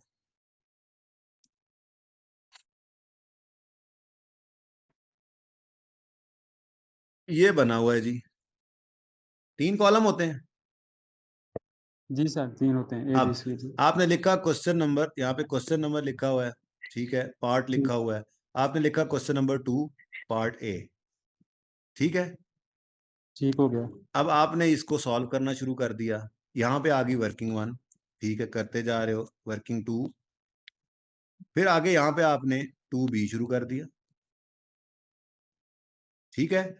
उसको आपने रिक्वायरमेंट को डाल दिया यहाँ पे, और आगे वर्किंग 3 कर दो, वर्किंग 4 कर दो। अब यहाँ पर अगर कोई वर्किंग 1 रेफर होती है तो वर्किंग 1 यहाँ पे लिख दो, कोई मसला नहीं है, वर्किंग तो वैसे ही यहाँ पे आती है। और दूसरी बात, ये काम भी कर सकते हो कि पहले सफे पे सिर्फ मेन रिक्वायरमेंट डाल दो और वर्किंग्स को जो है वो अगले सफे पे ले जाओ, तब भी जी ठीक है। सर, मैं इसके बारे वर्किंग में को, पूछ रहा हूँ। हाँ इसके बारे में पूछ रहा हूँ। नहीं, उसमें तो कोई मसला नहीं है, आपको 2A 2B लिखा हुआ है आपने, वहां पर आपको अगले सफे पे कोई नंबर देने की जरूरत नहीं है, वो कंटिन्यूटी में चल रहा होगा ना, वर्किंग तो ऐसे चलती जा रही होगी। मैक्सिमम लिखना है तो बस क्वेश्चन 2 ही लिख दो। अच्छा अच्छा, ठीक ठीक सर, शुक्रिया बहुत वैसे बहुत। तो कंटिन्यूटी में चल रहा होता है, ऐसा कोई मसला है नहीं। बेहतर तो ये है कि साथ साथ कर लिया करो, पार्ट ए के साथ उसकी वर्किंग, लेकिन नंबर ना बदला करो, पार्ट बी के साथ उसकी वर्किंग, वो चल रही है ऊपर। सवाल तो ये 2 ही चल रहा है ना, इसकी सारी वर्किंग्स यूज कर सकते जी जी, ठीक हो गया। अच्छा सर जी, ये मार्क्स कब तक मिल जाएंगे बता दें। हो। बेटा मंडे को इंशाल्लाह होपफुली फिजिकल वालों के भी होपफुली आज आ जाएंगे, और ऑनलाइन वालों के भी, ठीक है भाई। भाई आईटी जी ठीक। कॉम्प्लेक्स, आप जो है ना अपनी वीडियो बंद कर, मैं कर रहा हूँ। ओके सर, अल्लाह हाफिज़। जी बच्चों, और किसी का एक सवाल है तो बताए। अस्सलाम वालेकुम सर। वालेकुम सलाम। अब्दुल राफी बेटा इंतजार कर रहे हैं, जी बोलो। सर अगर ईपीएस के क्वेश्चन का पूरा डाटा दे के उसने एक्सट्रैक्ट्स मांगे हो तो सिर्फ पीएनएल के बनाएंगे कि वो तीनों के बनाएंगे, statement of changes in equity, balance sheet और पीएनएल? बैलेंस शीट में ईपीएस का क्या जाता है? सर वो उसका कैपिटल का बैलेंस। वो तो ओपनिंग भी गिवन हो, ड्यूरिंग द ईयर भी गिवन हो, तब जाकर निकाल सकते हैं। अगर सारा डेटा गिवन हो तो वो एक्सट्रैक्ट्स में खुद बताएगा, पीएनएल के एक्सट्रैक्ट्स मांगेगा। अगर फाइनेंशियल स्टेटमेंट्स एक्सट्रैक्ट्स कह देता है तो फिर अगर जी कोई सर। चीज कंप्लीट हो सके, ओपनिंग भी पता है, ड्यूरिंग द ईयर पता है, क्लोजिंग पता है, तो उसका क्लोजिंग सिर्फ उठा के लिख देना। वर्किंग तो की ही होगी आपने, कोई फर्क नहीं सर पड़ता, वर्किंग तो आपने सारी करनी। जी सर। आपके क्लोजिंग कैपिटल का बैलेंस आ रहा होगा, आपकी वर्किंग वो वेटेड एवरेज वाली में जो पहला कॉलम होता है वो असल क्लोजिंग होता है। आगे तो जी वेटेड सर। एवरेज निकाला था ना आपने, तो वो उठाकर लिखना है तो लिख लो। लेकिन वो नॉर्मली बैलेंस शीट के एक्सट्रैक्ट्स मांगता नहीं है, उसमें पीएनएल के ही मांगता है, क्योंकि ईपीएस की प्रेजेंटेशन पीएनएल में, उसके नोट्स भी उसी हिसाब से। ठीक है सर। और अगर वो बैलेंस वो कह दे फाइनेंशियल पोजीशन के भी बनाओ तो क्लोजिंग कैपिटल लिख देना उधर। बाकी तो फिर और चीजें तो नहीं है ना, अब रिटेन अर्निंग नहीं है तो कहाँ से लाएं, अगर जी मतलब सर। शेयर प्रीमियम नहीं है तो कहाँ से लाएं, जो चीज है फिर वो लिख देना क्लोजिंग, नहीं तो सर, ना अगर निकल उसने सकता। शेयर प्रीमियम का इस तरह डाटा ना दिया और उसने राइट इशू किया हो अबव मार्केट प्राइस पे, तो फिर वो शेयर प्रीमियम का कॉलम भी उसका क्लोजिंग लिखेंगे? बेटा फिर ये क्लियर नहीं हुआ कि ओपनिंग में कोई प्रीमियम पड़ा था या नहीं पड़ा था, तो नहीं फिर लिख वो सकते। एक्सट्रैक्ट्स में तो फिर यही कह सकते हो, हाँ नहीं फिर नहीं एक्सट्रैक्ट्स नहीं, बनेंगे। एक्सट्रैक्ट्स का मतलब ये होता है कि क्लोजिंग बैलेंस कैसे निकला, ओपनिंग जी plus sir. During the year addition less कोई डेबिट, तो क्लोजिंग। पूरा डाटा नहीं है तो उसको एक्सट्रैक्ट्स में नहीं लेके जाएंगे, रेलेवेंट एक्सट्रैक्ट्स बनाने। जी सर। रेलेवेंट एक्सट्रैक्ट्स का मतलब ही यही होता है कि जितना डाटा गिवन है उसके हिसाब से जो चीजें पहुंच सकती हैं इनकम स्टेटमेंट बैलेंस शीट में वो पहुंचा दो। ठीक है सर। मैंने एक दिया था मॉक ना यहाँ पे इंस्टीट्यूट में, तो सर उन्होंने पूरा ही ना उसकी वर्किंग, मतलब कोई भी उसका पीएनएल का डाटा नहीं दिया था। हाँ तो सर उन्होंने पूरी उसकी इनडायरेक्ट सॉरी डायरेक्ट मेथड से मांग लिया था, मतलब पीबीटी की परसेंटेज देके। तो सर ऐसा क्वेश्चन आ तो सकता है? आ सकता, क्यों नहीं आ सकता, उसमें मसला क्या है? परसेंटेज जब दे दिया उसने तो कोई एक चीज गिवन होगी, उससे रिवर्स वर्किंग कर लो, मैथमेटिक्स है सिंपल। मैंने जरूरी नहीं समझा, देता नहीं है इस तरह का। FR2 में किसी जमाने में एक सवाल ऐसा आया था, वही उठा के दिया होगा जिसने भी दिया। सर और मेरे 3 पेपर था, मैंने बी लॉ देख की लो, प्रिपरेशन शुरू कर दी है। तुमने एक सवाल वाली बात के अंदर ऑन किया और तीसरा सवाल कर रहे हो। अब्दुल राफे को ओके दुआएं दो, उसका भला हो के सर। वो चुप। सर मेरा लास्ट है। हाँ सर मेरे 3 पेपर हैं, बी लॉ, टैक्स और R1 का। R1 में मेरे पास एंड में 2 दिन है। सर उसमें मैंने क्या करना है वो बता दें, बस बाकी मेरा हो। छत पे खड़े होकर छलांगे लगाना, लेकिन छत ओके पे ही, सर, वो उसमें कर लूंगा। नीचे नहीं लगा लेनी। Okay sir done. B law और टैक्स और R1। तरतीब बताओ। बी लॉ तो जी परसों है। जी सर, उसके बाद टैक्स का है 7 को है, हम्म और R1 का 11 को। ठीक है, अब आपने तो तीनों की सॉरी सर। कितनी कितनी रिवीजन कर ली है? सर मेरी रिवीजन तो जो मैंने फुल रिवीजन इसकी एंड में की है ना, वो हम्म, 2 ही है, लेकिन चेरी पिकिंग के साथ मैंने R1 की पहले एक स्टार्ट में कर ली थी। अच्छा, अब ऐसा है कि अब तो सिर्फ बी लॉ करो, और दरमियानी छुट्टियों में टैक्स करो, कोई एक पेपर गड़बड़ हो जाए तो दूसरे की जो है वो माँ बहन कर देता है। और 2 दिन बहुत हैं, उन 2 दिनों में आपने ये करना है कि हर टॉपिक का एक सवाल करना है जो अच्छा लगे, कॉम्प्रहेंसिव लगे, जो आपने रिवीजन में करते हुए देखे थे। तो एक आधा एक्स्ट्रा करना है, चाहते हो कि नहीं यार थोड़ा एक और कर लूँ, तो वैसे एक बहुत है। और बाकी सवालों को आपने सिर्फ जबानी देखते जाना, सवाल देखना है, उसकी एडजस्टमेंट देखनी है, दिमाग में उसका ट्रीटमेंट सोचना है, ये होना है, और सोल्यूशन से देख कर आगे चलते जाना है। 2 दिन में ऐसे रिवीजन करनी है, क्योंकि आपने 3 रिवीजन कर रखी हैं, वह तसल्ली के लिए रिवीजन हो जाएगी इंशाल्लाह। Okay sir, thank you. Welcome जी। सर अब्दुल मेरा राफी, एक ही सवाल है अच्छा जी सर। बोले। सर इन्वेस्टमेंट अच्छा, प्रॉपर्टी ये में ना सारे बच्चे अब्दुल राफे को एक एक दुआ जरूर देते रहे। हाँ, अल्लाह कामयाब करे। हाँ सर इन्वेस्टमेंट प्रॉपर्टी में मेरा एक सवाल है कि रेजिडुअल वैल्यू इग्नोर करनी है, कुछ सवालों में की हुई है, कुछ सवालों में नहीं की हुई, जैसे देखो भाई, IS8 का एक सवाल इन्वेस्टमेंट प्रॉपर्टी ओपन करना पड़ेगा। है। बताओ कहाँ पे लिखा हुआ था, ये पेज वो कि नंबर। फेयर वैल्यू डिटरमिनेबल ना हो तो हम रेजिडुअल वैल्यू सर एक मिनट रुपी कॉल ये मैं शेयर करता हूँ, पेज 297 है। जी। मेरे लिए भी दुआ कर देना यार, मेरा बुखार नहीं उतरा 2 दिन से। अल्लाह खैर करे। ये देखो जी, if entity determine fair value of investment property is not reliably measurable, entity shall measure investment property using cost. Residual such investment shall be assumed to be zero and entity shall continue to apply as सोलह until disposal of such. अब इसमें अगर कोई चीज ऐसी किसी पुराने सवाल के अंदर है ऐसी कि उसने इग्नोर किया और रेजिडुअल वैल्यू को, तो फिर वो पुराना को ट्रीटमेंट होगा, अब यही होना चाहिए। अब कोई सवाल रेफर करो जिसमें ये इग्नोर हुआ था, मैं उसको दे। इग्नोर तो हमने किया है वो गवादर वाली में, हाँ, लेकिन हमने एक IS8 वाले में इग्नोर नहीं किया, कौन सा जिसमें था सवाल है? क्वेश्चन नंबर 3 है फखर लिमिटेड, अच्छा, मैं पेज जरा नंबर 508, मैं जाता उसमें हूँ, हमने इग्नोर किया। मैं जाता हूँ साहब। एक सवाल आपका, 3 सवालों में सर वो 508।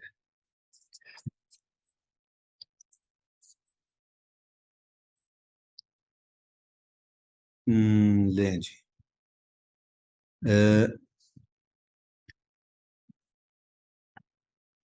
जी द जी ओनली एंड पे इन्वेस्टमेंट प्रॉप अच्छा नजर आ रही है ना स्क्रीन? एंड जी जी आ रही है। उन्होंने कहा है कि इन्वेस्टमेंट प्रॉपर्टी के बारे में वो कहते हैं कि हमने चेंज कर ली major and basic investment property from cost model to fair value model. The only investment property of FL is building purchase on. बेटा इसमें कहीं ऐसी बात लिखी हुई है कि इसकी फेयर वैल्यू रिलायबली मेजरेबल नहीं थी? नहीं लिखा हुआ तो ऐसा कुछ नहीं है। इधर देखो, अब पूरी बात पढ़ो। अगर एंटिटी डिटरमिन करती है कि फेयर वैल्यू इन्वेस्टमेंट प्रॉपर्टी की रिलायबली मेजरेबल नहीं है कॉन्टिन्यूइंग बेसिस पर, तो उसको कॉस्ट मॉडल पे लाना है और उसकी रेजिडुअल वैल्यू आपने जीरो ज्यूम करनी है। यहाँ पे तो ऐसी कोई बात नहीं लिखी, यहाँ पे वो कह रहे हैं पहले कॉस्ट मॉडल पे थे। Only investment property of FL is building purchase, cost इतनी थी, 60% बिल्डिंग थी और यूजफुल लाइफ 20 साल थी, रेजिडुअल वैल्यू 10 थी। डेप्रिसिएशन जो इंक्लूडेड है अगली ऊपर फाइव स्टेटमेंट जो कॉस्ट मॉडल पे थी वो डेप्रिसिएशन, क्योंकि ऐसी कोई बात नहीं लिखी हुई कि रिलायबली मेजरेबल ना होने की वजह से इसको मजबूरन कॉस्ट पे रखा हो, बल्कि रिलायबली मेजरेबल है जिस वजह से उसको फेयर वैल्यू पे ले आ रहे हैं। तो ये तो बिल्कुल नॉर्मल प्रॉपर्टी है, तो इसको बिल्कुल उसी तरह से आपने कंसिडर करना है। वो प्रॉपर्टी ओ जिसकी फेयर वैल्यू टर्मिनेबल ना हो और उसको मजबूरन कॉस्ट पे रखना पड़े, उसकी जो है ना, बलोचिस्तान प्रॉपर्टी ग्वादर वाली, उसको आपने यस जो है यस। बेटा आसमा आपका मैंने मैसेज रिटर्न पढ़ा, ये तो मेरा दिल अब दुख रहा है इस बात से कि वो असल में मैंने कन्वर्ट लगा, मैंने कैंसिल कर दिया, पता नहीं क्या किया मैंने। अब वो मुझसे जाया हो गई है, जो पिछली आधी मीटिंग जो स्टॉप हुई थी, ये रिकॉर्डिंग कर रहा हूँ, ये मिल जाएगी, ये जितनी जी देर की थैंक हो। यू थैंक ओके जी सर। जी बेटा अब्दुल राफे, अब कोई है भी तो रुक जाए यार, अब बहुत बेकरामी हो रही है अब्दुल राफे।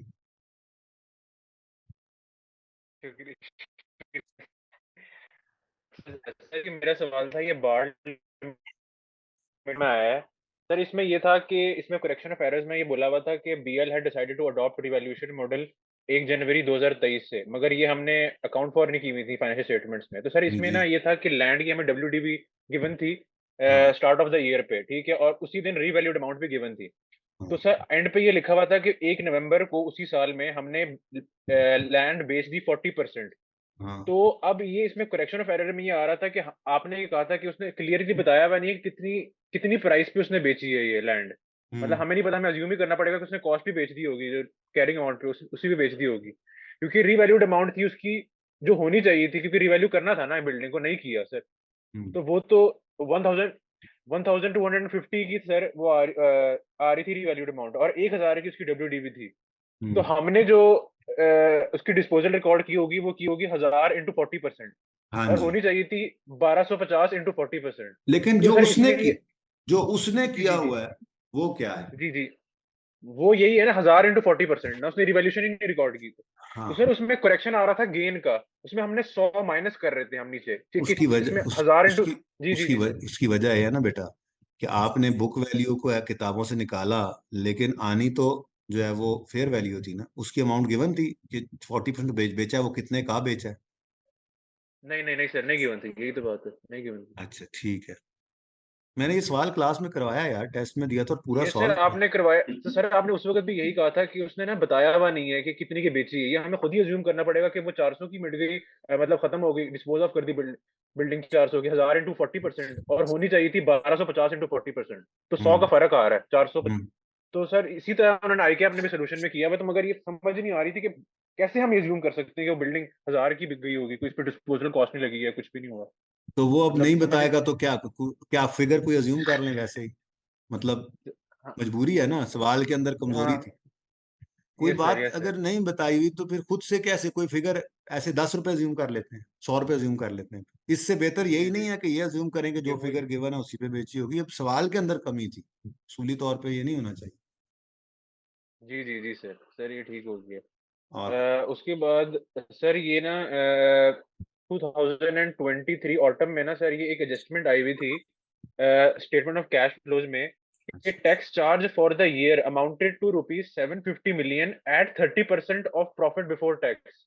एक मिनट यार, मुझे चैप्टर खोल लेने दो, मैं हाफिज सवाल थोड़ा ही, जब सवाल का रेफरेंस देते हो तो मुझे भी सवाल खोलने दो। कौन सा पेज है क्वेश्चन का, बता सकते हो? सर एक मिनट रुकिए, बुक तो सर ने ये लैपटॉप पे पास पेपर खोले हुए हैं सर, चलो, एक मिनट रुकिए। चल चल रहने दे, मैं खुद ही चला जाता हूँ। कौन सा बताया, ऑटम? ऑटम 23। अच्छा एक मिनट, आ जा यार, कितने रह गए ये। लो भाई, ये डिस्कस हुई हुई भी सबूत के तौर पे अवेलेबल। हाँ जी, कहता है tax charge for the year is 750 at 50% of 30% of profit before tax. यानी जो 750 है ना, 750, ये 30% ऑफ पीबीटी है, तो इसका जी मतलब जी पीबीटी 100 होगा, तो पैट जो है वो 70 होगा। तो इसी 750 से हमने पैट भी निकालना था और पीबीटी भी निकालना था। इसमें क्या मसला है बताओ? जी सर, हमें ये ठीक हो दोनों गया, चाहिए होते ओके हैं ना हो गया। कैश फ्लो में। जी जी जी जी सर, पैड भी चाहिए था जी। Got it? जी सर, ओके हो गया। और सवाल पूछो, सवाल कोई नहीं है, तुम ऐसी परेशान हो गए, और सवाल पूछो। नहीं सर, सर हैं थोड़ी कैसे ना, थोड़ी घबराहट सी हो रही, तो वो सवाल। अच्छा सर, ये सर मैं कर रहा था कि ये हड़प्पा लिमिटेड था IS 16 में। मैंने सर उसमें आखिरी ये था कि क्लास में आप, कराया है। सर उसमें सिर्फ सर एक ही बात थी, उसमें सिर्फ एक छोटा सा इशू था। सर हाँ आपने भाई, कहा था कि जो ग्रांट हमें गिवन होती है, क्योंकि हमने एक सवाल किया था IS 20 में था, जिसमें हमें ग्रांट गिवन थी बिल्डिंग के लिए, उसमें हम कैपिटलाइज नहीं करते, जनरल लोन पे सब कुछ ले गए थे। इसमें ये था कि ग्रांट मिली है और हमने रीपे कर दिया जो हमने जनरल लोन में से चीजें की हैं, तो सर उसको हमने माइनस की है, तो वो कैपिटलाइज एक तरह का किया है उसमें, फिर इसका मतलब कि लेस तो की है उसकी बोरोइंग कॉस्ट में से बेटा अमाउंट की, देखो, मतलब 2 महीने के लिए मेरी यूज हुई। मेरी बात सुन। जी जी ग्रांट अगर आकर सिर्फ बिल्डिंग में यूज हो जाती, तो जो ग्रांट का ट्रीटमेंट IS 20 में वही होना था, बोरिंग कॉस्ट में कोई छेड़छाड़ नहीं हुई। ठीक हो गया। लेकिन उस ग्रांट के पैसों से हमने जनरल लोन रीपे कर दिया, तो उस पर इंटरेस्ट जो पड़ रहा था वो सेव हो गया। तो जब जनरल लोन का एक्सपेंस हम ले रहे थे, तो जितना इस ग्रांट जो कि इस बिल्डिंग की कंस्ट्रक्शन के लिए रिसीव हुई थी, उससे रीपे करके इंटरेस्ट बचा, तो वो भी सेविंग आ गई ना। ये कोई इन्वेस्टमेंट इनकम नहीं है, ग्रांट को जनरल लोन की रीपेमेंट के लिए यूज कर लिया था, इसलिए उसको माइनस कर लिया एज अ सेविंग। अच्छा, सर ये भी हो गया। अच्छा, सर फिर एक और बात थी, आपने एक शॉर्टकट बताया था कि अगर आपको जो जो आपका जो बताया आपका रिवैल्यूएशन सरप्लस, बात सुनो, had there been no revaluation का, अगर जी सवाल जी में जी जी एडिशन डिस्पोजल ना हो, एडिशन और डिस्पोजल ठीक है। ना हो तो फिर वो लगा लिया करो, अगर हो तो फिर पूरा लेजर बना लिया। और नॉर्मली ये तब लगाना पड़ेगा जब डेटा अवेलेबल नहीं होगा ज्यादा पूरा, तो जब डेटा अवेलेबल नहीं होगा तो फिर एडिशन डिस्पोजल भी नहीं होगा, फिर शॉर्टकट लग भी जाएगा। और अगर एडिशन डिस्पोजल हो तो फिर पूरा लेजर बना, ठीक है। ठीक हो गया सर। सर एक और फिर सर अब ये कैश फ्लो में एक एडजस्टमेंट थी सर सवाल कौन से, एक मिनट रुके, सवाल बताता हूँ। सवाल अटेम्प्ट बोल दो। सर ये अटेम्प्ट थी 2000, हाँ जी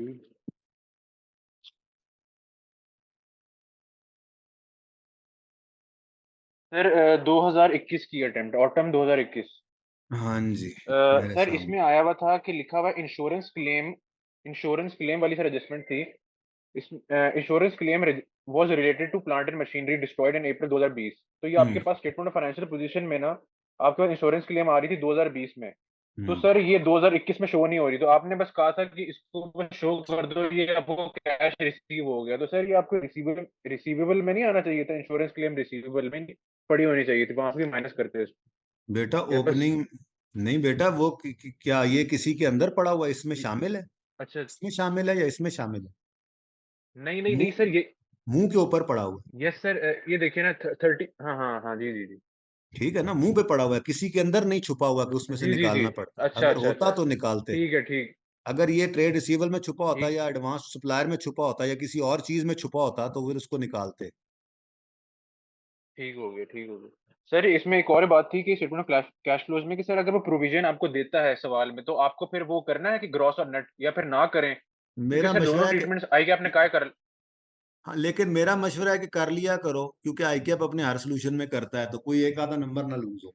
वैसे तो मुझे लगता है डायरेक्ट मेथड आएगा तो उसमें तो वैसे ही मस्ट है, इनडायरेक्ट के अंदर ऑप्शन होता है, बट मेरा मशवरा उस वक्त भी यही था कि कर लिया करो, कोई नहीं टाइम लगता है, दो 2 मिनट नहीं लगते।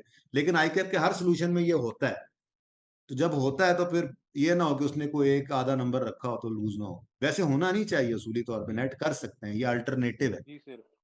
सर ये ऑटम 19 में ना संडे ट्रेडर्स में सर ये एक आया हुआ था कॉन्ट्रैक्ट लायबिलिटी। सर ये बेटा बस एक ही बार आया। वो एडवांस एडवांस कॉन्ट्रैक्ट लायबिलिटी कहते हैं, एडवांस फ्रॉम कस्टमर को, मैंने लिखवाया भी था उसके आगे, याद हो अगर आपको तो। जी पहले तो ये जी बताओ कि जी ये याद है। नहीं सर, ये याद नहीं, इसी वजह अच्छा से एडवांस ऑन कस्टमर नेम। अच्छा, अब अगली बात मैंने ये मैं दिखाता हूँ पहले आप।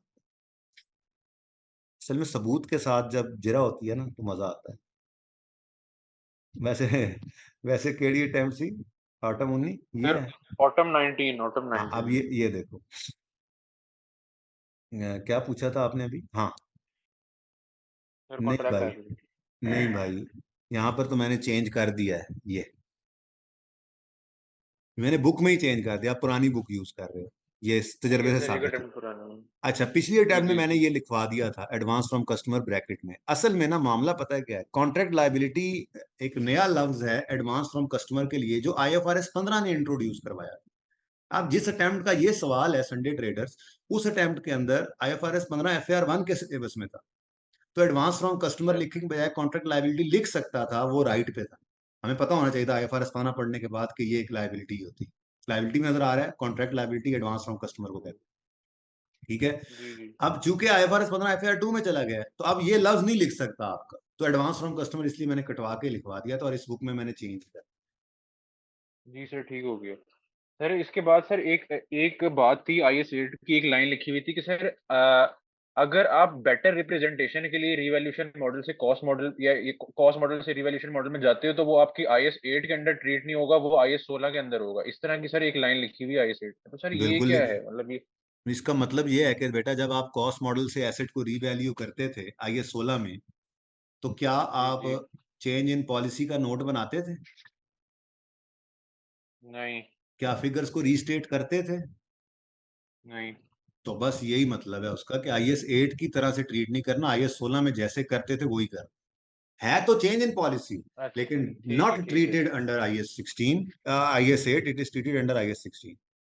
जो सर एक और लाइन लिखी हुई थी सर बड़ी कि अगर आपको चेंज इन अकाउंटिंग पॉलिसी और चेंज इन अकाउंटिंग एस्टिमेट में समझ नहीं आ रही तो उसको आप चेंज इन एस्टिमेट अज्यूम करोगे। सर बेटा ये एक वो सिर्फ ना वो एमसीक्यूज के पॉइंट ऑफ व्यू से है, मैंने आपको कहा। तो ठीक हो गया ठीक आपको सवालों के अंदर पता लगेगा इंशाल्लाह।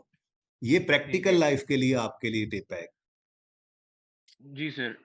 सर इसके बाद ना ये अभी रेशोज में ना सर ये अभी रिसेंटली पता नहीं कौन सी अटेम्प्ट है मुझे सही तरह याद नहीं सर इसमें आया था कि आपकी ना बिल्डिंग्स जो है वो रीवैल्यू हो रही हैं आपकी मतलब आपकी बिल्डिंग की कॉस्ट बढ़ती रहेंगी और रीवैल्यूएशन मॉडल आप यूज कर रहे हो तो सर अब इसमें रेशो में गियरिंग रेशो की बात सर समझ नहीं आई थी कि उसमें अगर इक्विटी आपकी रिवैल्यूएशन सरप्लस भी बढ़ रहा है नीचे से रिटेन अर्निंग आपकी कम होगी बाद में जब इंक्रीमेंटल डेप्रिसिएशन ट्रांसफर होगी तो सर वो समझ नहीं आई थी ये एडजस्टमेंट की वजह से बेटा देखो गियरिंग रेशो डेट मेरी इक्विटी बात, सर डेट जी जी जी बेटा देखो, डेट इक्विटी रेशियो में इक्विटी डिनोमिनेटर में है। जी सर तो अगर इक्विटी के अंदर ही सरप्लस पड़ा है और रिटेन अर्निंग्स पड़ी हैं, जी सर अब जैसे जैसे सरप्लस बढ़ रहा है, हर साल सरप्लस बढ़ जाता है, हर साल सरप्लस इंक्रीज होता है, तो इक्विटी तो बढ़ रही है। अब बढ़ क्या रही वो है सारे का सारा ट्रांसफर हो जाता है रिटेन अर्निंग्स में? लेट से हो भी जाता है तो वो इक्विटी से बाहर निकल जाता है। नहीं अंदर ही रहता है तो इसका मतलब ये जो भी चेंज है ये इंक्रीज ही करेगा इक्विटी, तो डिनोमिनेटर बढ़ेगा, डिनोमिनेटर बढ़ेगा तो मतलब डेट आप कह रहे हैं कि हम इसको एक तरह का नेट इफेक्ट देख लें नेट इफेक्ट टाइप कि बेटा रिवैल्यूएशन सरप्लस ज्यादा बेटा बढ़ नेट रही हो है ही नहीं ना, और जो बेटा जी नेट हो ही मतलब नहीं ना रहा। जी जी वही आपकी ना 100 रुपए जैसे का सरप्लस बढ़ा, उसमें से 10 रुपए रिटेन अर्निंग में चला गया, तो 100 में से 90 सरप्लस में रह गया, 10 रिटेन अर्निंग में चला गया, है तो दोनों इक्विटी में, तो सारा 100 ही इक्विटी में पड़ा है अभी, नेट करने हाँ की भी ये भी जरूरत है नहीं यस है। सर यस नेट करने के भी ठीक है ठीक हो गया सर ठीक हो गया और उसके बाद सर सर एक मैंने पूछना था सर मेरा कॉन्सेप्चुअल फ्रेमवर्क सर मैंने अभी नहीं किया सर तो सर उसमें बताएं कि वो मतलब वो कैसे कंप्लीट मतलब उसमें क्या क्या आपने पढ़ना है और क्या क्या चीज उसकी क्लासेस भी नहीं लेने की जहमत हुई? नहीं नहीं नहीं नहीं नहीं सर क्लासेस ले ली हैं मतलब एक होता है ना कि तो एक बस बार उसमें रीड की है बस बेटा तो मतलब उसमें एक मैंने जिसमें होता है ना कि प्रॉपर प्रॉपर सवाल किया हो उसका हाथ से नहीं लिखा हो बेटा सर वो बेटा चीज उसका उसमें उसमें एक मैंने बार बड़ा में क्लियरली बताया था क्या चीज रीड ओनली है, क्या चीज याद करनी है। ये टेबल्स बनवाए थे, नजर आ रही है स्क्रीन जी मैंने सर शेयर की हुई है। ठीक है, इसको ऐसे ही जी याद सर करके, ये एक दफा बुक से जी जी जी ये देखो ना बेटा, मैंने यहाँ से बात की थी शुरू, जी जी या मेरे मौला। जी जी जी तो ये पहला सफा है, सब कुछ इसमें लिखा जी हुआ है। सर ठीक है, उसके बाद ये दूसरा सफा है, इसके साथ ही ये कुछ फॉर्मेट्स थे। जो सीटीएम लिखा हुआ था इसका मतलब था कि इनको याद करना है, बाकी लाइनें कटवाई थी। अब इससे ज्यादा मैं कुछ कर नहीं सकता था आपके लिए ना इस चैप्टर में, इससे ज्यादा और मैं क्या अब हलवा बनाता आपके यस लिए। सर ये सीटीएम है, कटवा दिया। ठीक हो ये रीड ओनली का मतलब एक बार पढ़ लिया आपने बस वो काफी है, एग्जाम्पल्स करनी थी, सारी एग्जाम्पल्स करने वाली थी। मेजरमेंट बेसिस रीड ओनली एक बार यहाँ से करके तौबा करके इस टेबल को सिर्फ याद रखना था। उसके बाद जी सर आगे ठीक बढ़ें ठीक तो है ओके आगे बढ़ें तो आगे ये एग्जाम्पल्स तो आपने सारी करनी ही थी, ये एग्जाम्पल बड़ी इंपॉर्टेंट थी, तो एक बार कर ली बस काफी है। जी सर फिर ये कैपिटल मेंटेनेंस का ठीक कॉन्सेप्ट मैंने कहा था एक बार पढ़ लेना, जरूरत तो पढ़ने की भी नहीं है ये कमेंट्री शमेंट्री, बल्कि बस इतना सा टेबल बना लो ये याद है। और फिर प्रैक्टिस में काफी क्वेश्चन इसके कर लिए थे हमने, 2 4 5 जितने थे, और एमसीक्यूज। तो बस यही है इसका बेटा, और मैं इसका क्या कर सकता हूँ। उसके बाद ये कुछ क्वेश्चन जो मैंने सही करवाए और रिवीजन प्लान में डाले बस वही हैं। ये पास पेपर के क्वेश्चंस थे, जी ये सर क्वेश्चन ठीक बैंक के थे, कुछ कटवा दिए थे। एमसीक्यूज इसके हमने देख लिए थे सारे, बहुत आसान थे, सिंपल सा था ये, तो मुफ्त के नंबर हैं अब आए तो इंशाल्लाह। चलो ठीक है सर मैं एक बार इसको देख लूंगा दोबारा उसके बाद सर ये था कि सर आईएएस 16 में सर ये जो मिक्स करके स्टैंडर्ड जब भी आता है तो सर वो आमतौर पे देता है कि अगर बिल्डिंग है तो उसकी रिवैल्यूएशन सरप्लस भी दी हुई है फिर उसने लाइफ दी हुई होती है अब सर कभी कभार तो वो लिख देता है कि रिमेनिंग लाइफ ये थी remaining life at the rate of last revaluation अब सर एक सवाल में उसने नहीं दिया हुआ था मतलब कुछ भी नहीं लिखा हुआ था पर फिर भी मजबूरन हमने फिर भी मजबूरन हमें करना पड़ेगा अजम्पशन लेनी पड़ी थी, सवाल की कमजोरी थी। हाँ क्योंकि सर अब तो वो लिखता है अब तो वो लिखता है आमतौर पे कि ये वो थी जब उसको हम बोलते हैं ना भाईजान मेहरबानी करो ये क्या हुआ आपसे, चवल मारी है आपने, तो अगली बार फिर वो सही करते। जी सर अब सर वो था रुकना नहीं है बस, दस्तगीर जो जो लाइफ गिवन है बस वो कर जो दो। चलें ठीक है सर। ये ना कौन सा सवाल था, एक मिनट। मंडे लिमिटेड सर, ये था दस्तगीर हाँ लिमिटेड सर। इसमें ये ना आखिरी आपके क्लास में पास, करवाया। जी सर वो तो हो गया सर। इसमें था कि आपके पास आ रही थी रिवैल्यूएशन लॉस। इसमें आपको बनाने थे एक्सट्रैक्ट, तो रिवैल्यूएशन लॉस तो आपकी आएगी पीएल प्रॉफिट एंड लॉस में जाएगी, वो तो है।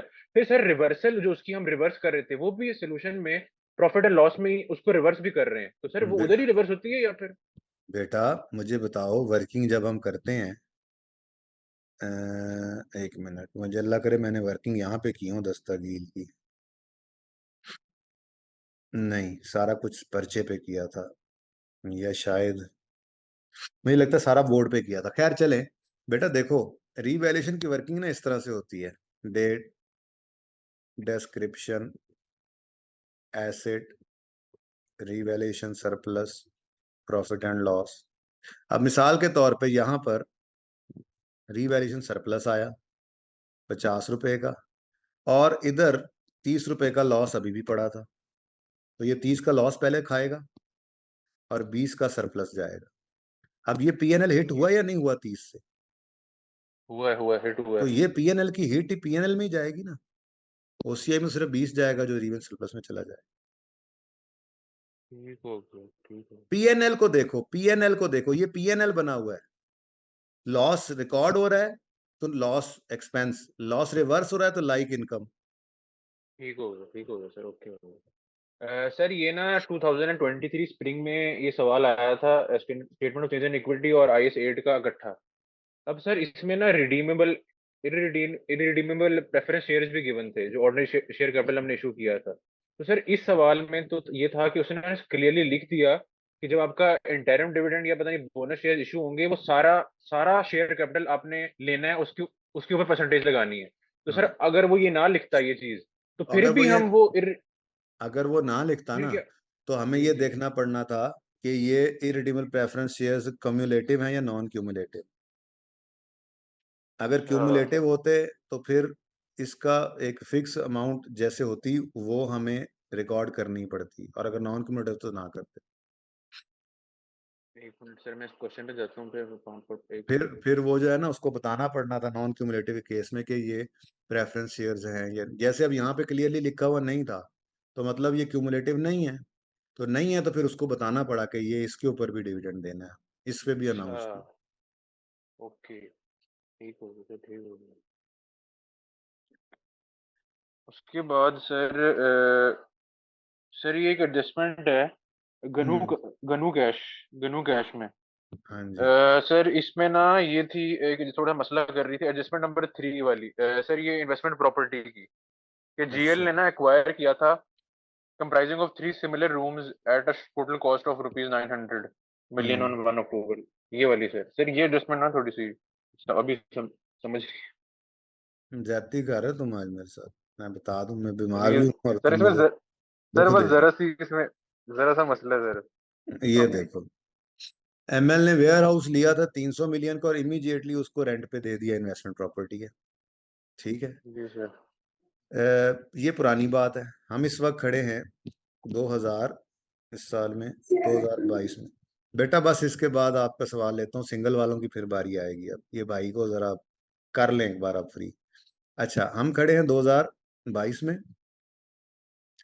19 को छोड़ो, 22 के साल के पहले दिन कमेंस कर दी डेवलपमेंट वर्क, ताकि हम इसको अपने यूज में ले आए, यानी फैसला कर दिया, जिस दिन फैसला किया है उसी दिन ट्रांसफर करके पीपीई बनाओ, लेकिन इस पे कुछ काम चल रहा है डेवलपमेंट, तो ये सीडब्ल्यूआईपी, ठीक है। और पीपीई सीडब्ल्यूआईपी डेबिट कर देना है आपने, और इन्वेस्टमेंट प्रॉपर्टी क्रेडिट कर देना,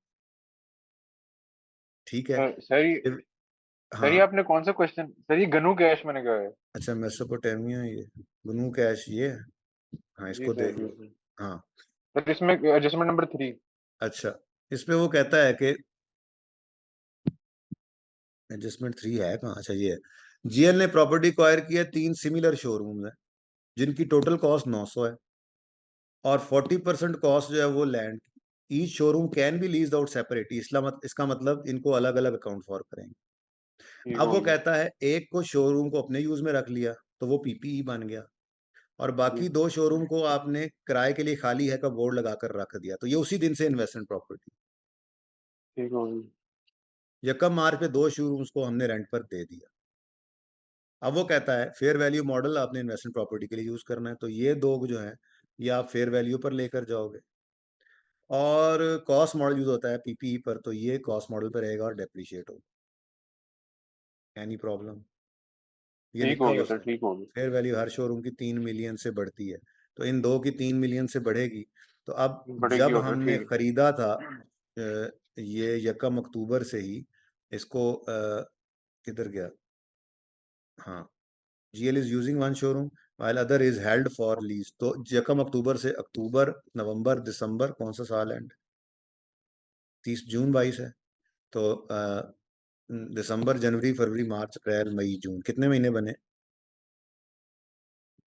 3 और 6 9 9 जी सर 3 into 9 बन गया 27, तो ये 27 एक प्रॉपर्टी के अंदर बढ़ गया और 27 ही दूसरी में बढ़ गया। ठीक हो गया सर। सर अब बस अब 3 सवाल आखिरी हैं कि सर ये बोरोइंग कॉस्ट में सर ये अब वो आजकल आ रहा है इक्विटी ओ इक्विटी यार हमारी एक होती है मिनट, आपको मैं तो स्क्रीन ही नजर आ रही थी आपको, इन्ना लिल्ला, एक मिनट जरा मैं आपको जरा सबूत दे दूं जी कि सर आपने ये, मैं क्यों कह रहा था ज्यादती कर रहे हो, ये देखो ये मैंने फिरोजी से अभी लिखा है बस, बाकी सारा कुछ पहले रेड वाला उसी क्लास का लिखा हुआ, ये जी सर सारी ठीक बात है सर साथ ओके साथ जब ओके मैंने जब चल रहा होता है ना, टॉपिक चल रहा होता है तो ये चीजें लिखने के लिए होती हैं। चलो खैर आगे बोलो, बोरिंग जी सर कॉस्ट। सर ये सर ये अभी था कि अभी रिसेंटली आईगेप ने टेस्ट किया कि ये इक्विटी वाला स्प्रिंग 24 में इक्विटी थी बोरोइंग कॉस्ट के अंदर इंक्लूड, मतलब कहा हुआ था कि पहले हमारे पास स्पेसिफिक लोन था फिर बाद में इक्विटी आ गई, तो हमने वो 2 महीने की हमारे पास जो लोन पड़ा हुआ था उसमें इन्वेस्टमेंट इनकम फिर भी हमने की थी कि हमारा फ्री पड़ा हुआ है, मतलब इक्विटी आ भी गई है, तो सर वो समझ नहीं आई थी थोड़ी सी। उसकी वजह यह है कि लोन आ चुका था, काम शुरू हो गया था, तो कमेंसमेंट तो हो गई थी। अब बीच में जी अगर सर इक्विटी आ गई है तो फिलहाल वो यूज कर लें, या खत्म हो गई है तो वो यूज कर लें। मैंने यार ये सवाल क्लास में किया था, तो जी मैंने सर उसको ऐसे ही ना बड़ी तफसील से सिखाया था आपको, मैं जरा वो दिखाता हूँ ताकि आप, वो मेरे ख्याल में नोट नहीं ना करते थे थोड़ा सा, इसलिए मसला आ रहा है, मैं वो ओपन करूंगा तो आपको सारा याद आ जाएगा इंशाल्लाह। पता नहीं बुलान के क्या नाम था सवाल का, है ना?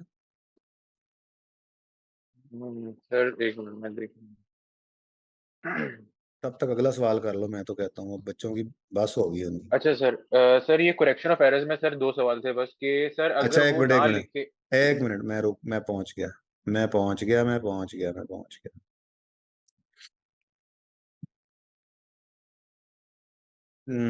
ये सवाल की बात कर रहे हो आप, ये सवाल की ऐसा ही है,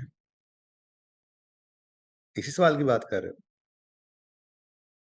सर एक मिनट नहीं, जी सर इसी सवाल नहीं नहीं जी सर इसी सवाल की जी जी जी नहीं नहीं हाँ नहीं सर ये वाला नहीं है बुलान नहीं है सर अभी वो, रिसेंटली ये स्प्रिंग 24 का है शायद। सर ये तो इसमें तो कोई मसला था ही नहीं, मतलब ये तो इसमें तो इक्विटी आई नहीं थी।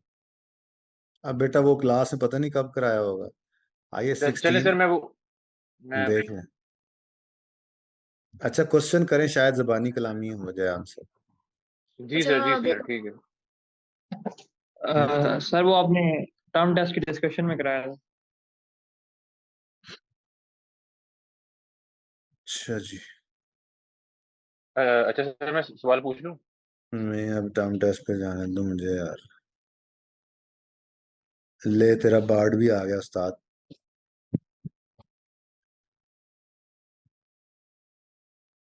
कौन सा सवाल है, मुझे तो नहीं मिल रहा। सर शॉर्ट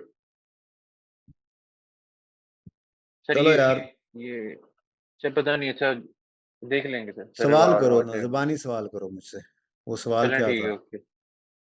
अच्छा सर ये था कि करेक्शन ऑफ एरर्स में सर अगर उसने ना बताया हो कि कंट्रोल अकाउंट मेंटेन नहीं है तो हम अज्यूम क्या करेंगे कि वो मेंटेन्ड है या नहीं है सर ये नहीं नहीं नहीं है नहीं, नहीं मेंटेन्ड है। हाँ ठीक हो गया।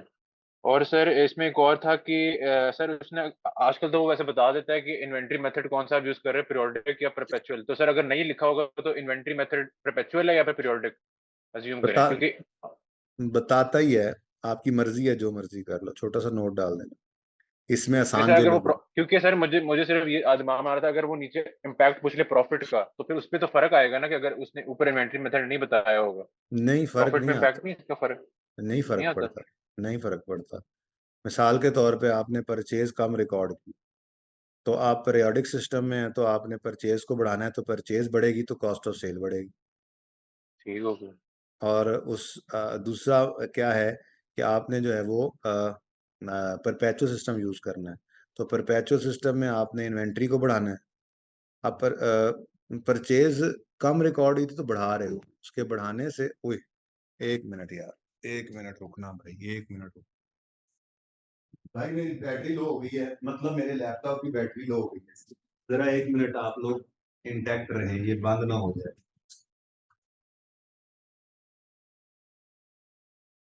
डर लग गया।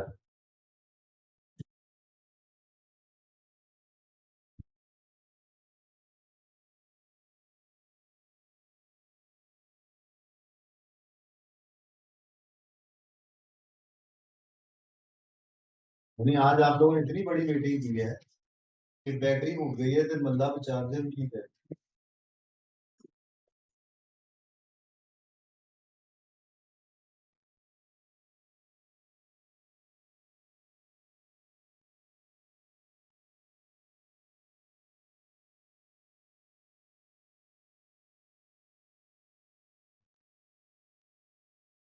और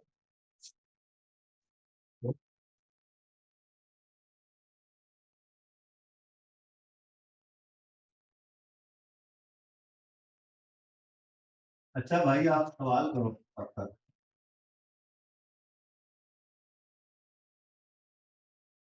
जी सर, हमने करते सवाल ही हो भूल आप? के किया था।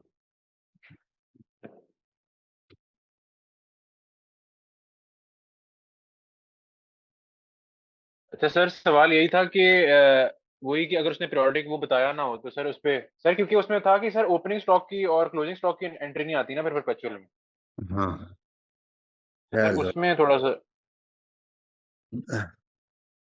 अच्छा, अगर खामोश हो ना तो मैंने आपको वैसे ही सिखाया हुआ है परपेचुअल वाला, कि आप इन्वेंट्री का इम्पैक्ट सोचो और कॉस्ट ऑफ सेल पे उसका इम्पैक्ट डाल दो। तो मेरे ख्याल में आसान वही है, वही कर लेना चाहिए, बाकी वो बता देता है, चुप नहीं करता। बाकी इतनी तो अच्छा सर,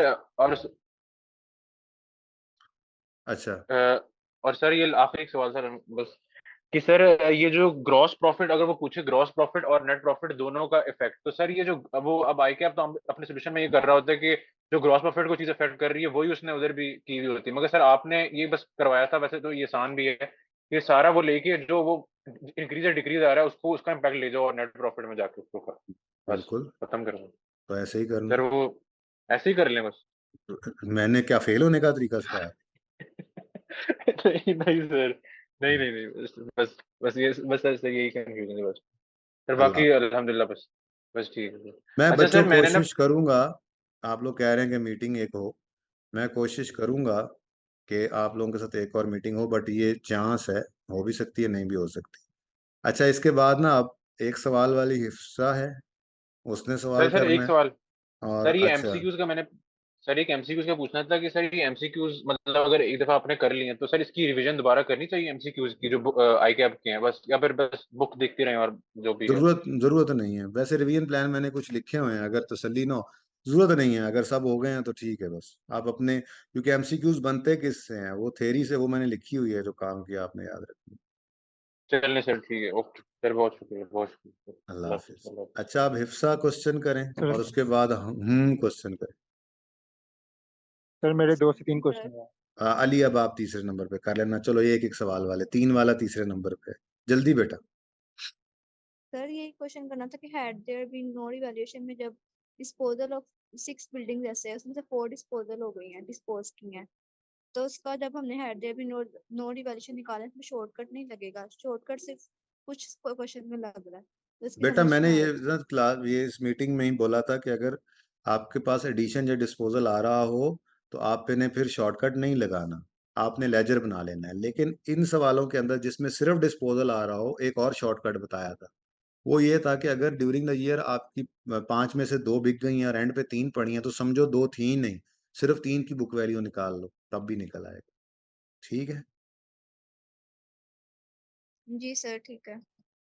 और उसकी सर अगर एक रिवीजन किसी ने किया तो फिर ज्यादा एक मसला तो नहीं होगा? एक सवाल था आपका, अच्छा चलो बोलो।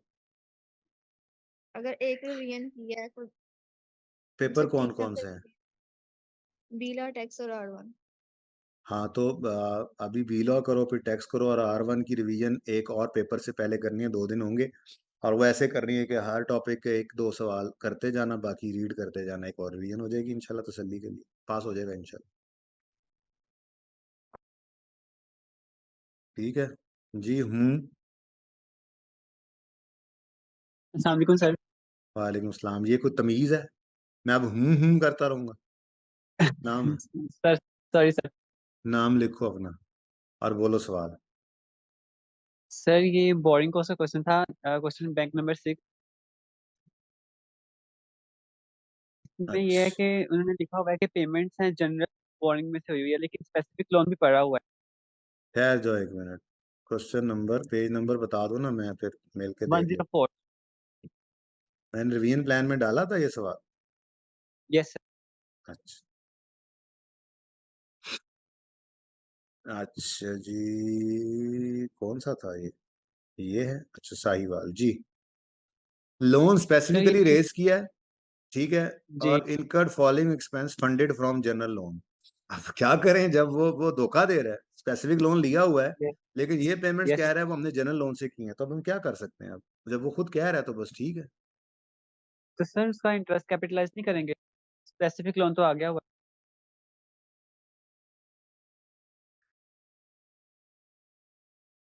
Sahiwal construction has 3 sources of boring, होना चाहिए, नहीं किया हुआ था। है। सर सोल्यूशन में नहीं है। असल में ना 3 काम होते हैं। लोन रिसीव हो गया, वो तो हो गया। वर्क स्टार्ट हो गया। असल यस सर। असल बात जो है ना, लोन रिसीव्ड के पीछे वो थी जो मैंने आपको थ्योरी में पढ़ाई थी। लोन रिसीव्ड को स्टैंडर्ड ने क्या जी सर। लिखा हुआ है? बोरिंग कॉस्ट इनकर होना शुरू हो गई और incurred. Yes construction sir. Payment. तो अब मेरे ख्याल से तो होना चाहिए। कंस्ट्रक्शन कॉस्ट में उन्होंने yes sir. Boring cost to be capitalise नहीं ली हुई इसके अंदर, सिर्फ जनरल लोन लिया हुआ है। तो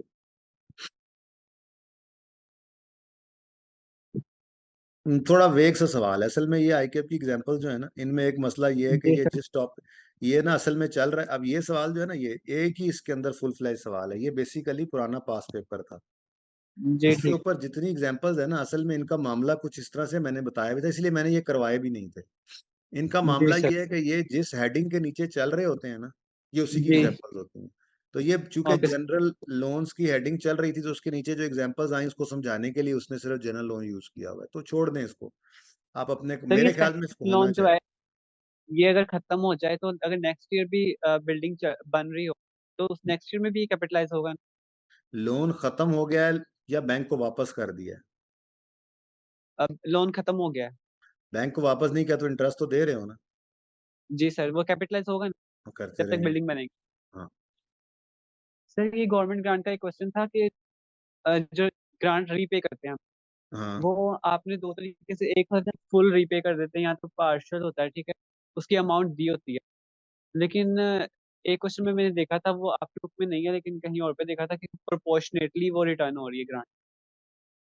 इस तरह से होता है ना बेटा, प्रोपोर्शन ऐसे निकाल लोगे, ये देखो जितनी ग्रांट रिपी, ये हमने सवाल किया है ना शार्क लिमिटेड क्लास में। Yes sir. तो ये सर वो तो हो प्रोपोर्शनेटली, गया था शार्प वाला, हाँ तो फिर दूसरा सवाल जब लेकिन देखूंगा उसमें तभी बता। अमाउंट दी हुई थी ना कि इतनी 90 मिलियन की ग्रांट वापस हो रही है, ऐसा तो क्वेश्चन बेटा था ना कि उसमें उसमें ये हो सकता है ना कि वो यूं कह दे कि जी अगर दो अगर वो यूं लिखा हो सकता है कि मिसाल के तौर पे अगर पहले साल में उन्होंने ग्रांट को जो है वो जी मतलब खराब किया है तो 100% रीपे होगा। दूसरे साल में उन्होंने कंडीशन नहीं मीट की तो 80% होगा। तीसरे साल में नहीं है तो 60% होगा, लेट्स से। अब तीसरे साल में गड़बड़ हो जी। गई है तो 60% रीपे होगी, तो वही काम कर लेना। टोटल ग्रांट की सर अमाउंट ऐसा कुछ निकाल। नहीं लिखा हुआ था, सिर्फ प्रोपोर्शनेटली लिखा हुआ था कि जब ये क्राइटेरिया मीट नहीं होगा तो उस वक्त आपको प्रोपोर्शनेटली बेस पे रिटर्न करनी तो पड़ेगी, उसका मतलब रीपे यही करनी है पड़ेगी। ना बेटा, उसका मतलब यही है कि जितनी ग्रांट आपने इनकम बना ली है उसकी बाकी बची यस हुई ग्रांट वो प्रोपोज कितनी ग्रांट इनकम बन गई उसकी अब वो सवाल देखूंगा तो बेटा उसकी कैलकुलेशन हो सकती है ना। अब नहीं है मेरी किताब में तो मैं क्या ओके कर सकता हूँ। वो जहाँ पे है वहां पे ठीक है सोल्यूशन भी देख लो ना, वहां सोल्यूशन भी क्यों ना हो। ये वो सोल्यूशन की समझ आ गई थी, लेकिन मैं कह रहा था कि कोई जनरल कोई रूल पता चल जाता ना तो सवाल टू सवाल होता है ना, वो सवाल का डेटा सामने हो तो बंदा उसको पढ़ के तो निकाल लेते। ये भी सवाल पढ़ के ही हमने निकाला था ये। ठीक है, हो गए 2 सवाल। सर एक और बस अस्सलाम थोड़ा वालेकुम सा। सर। जाती है, तुम लोग 2 कह के आ रहे हो और सर बोलो। सर, वो मैंने बस इम्पेयरमेंट का पूछना था कि इम्पेयरमेंट अगर हम रीवैल्यूएशन मॉडल यूज कर रहे हैं हाँ। और इम्पेयरमेंट में फेयर वैल्यू दी होती है, fair value less cost to sell, hmm. तो वो फेयर वैल्यू को भी हम अगर पहली बार रीवैल्यू कर रहे हैं तो वो रीवैल्यूएशन में पहले उस फेयर वैल्यू को वो रीवैल्यूड अमाउंट कंसीडर कर सकते बेटा फेयर वैल्यू ही होती है रीवैल्यूड अमाउंट। आईएस हैं। तो 16 मतलब कहता पहले है हमें आईएस की 16 फेयर कहता वैल्यू है से रीवैल्यू करना आईएस पड़ेगा। 16 कहता है सिर्फ फेयर वैल्यू को लो, और आईएस ओके, 36 कहता है fair value less cost to sell को रिकवरेबल अमाउंट की कैलकुलेशन में लो। लेकिन सर अब पहले अगर तो रीवैल्यूएशन करनी पड़ेगी।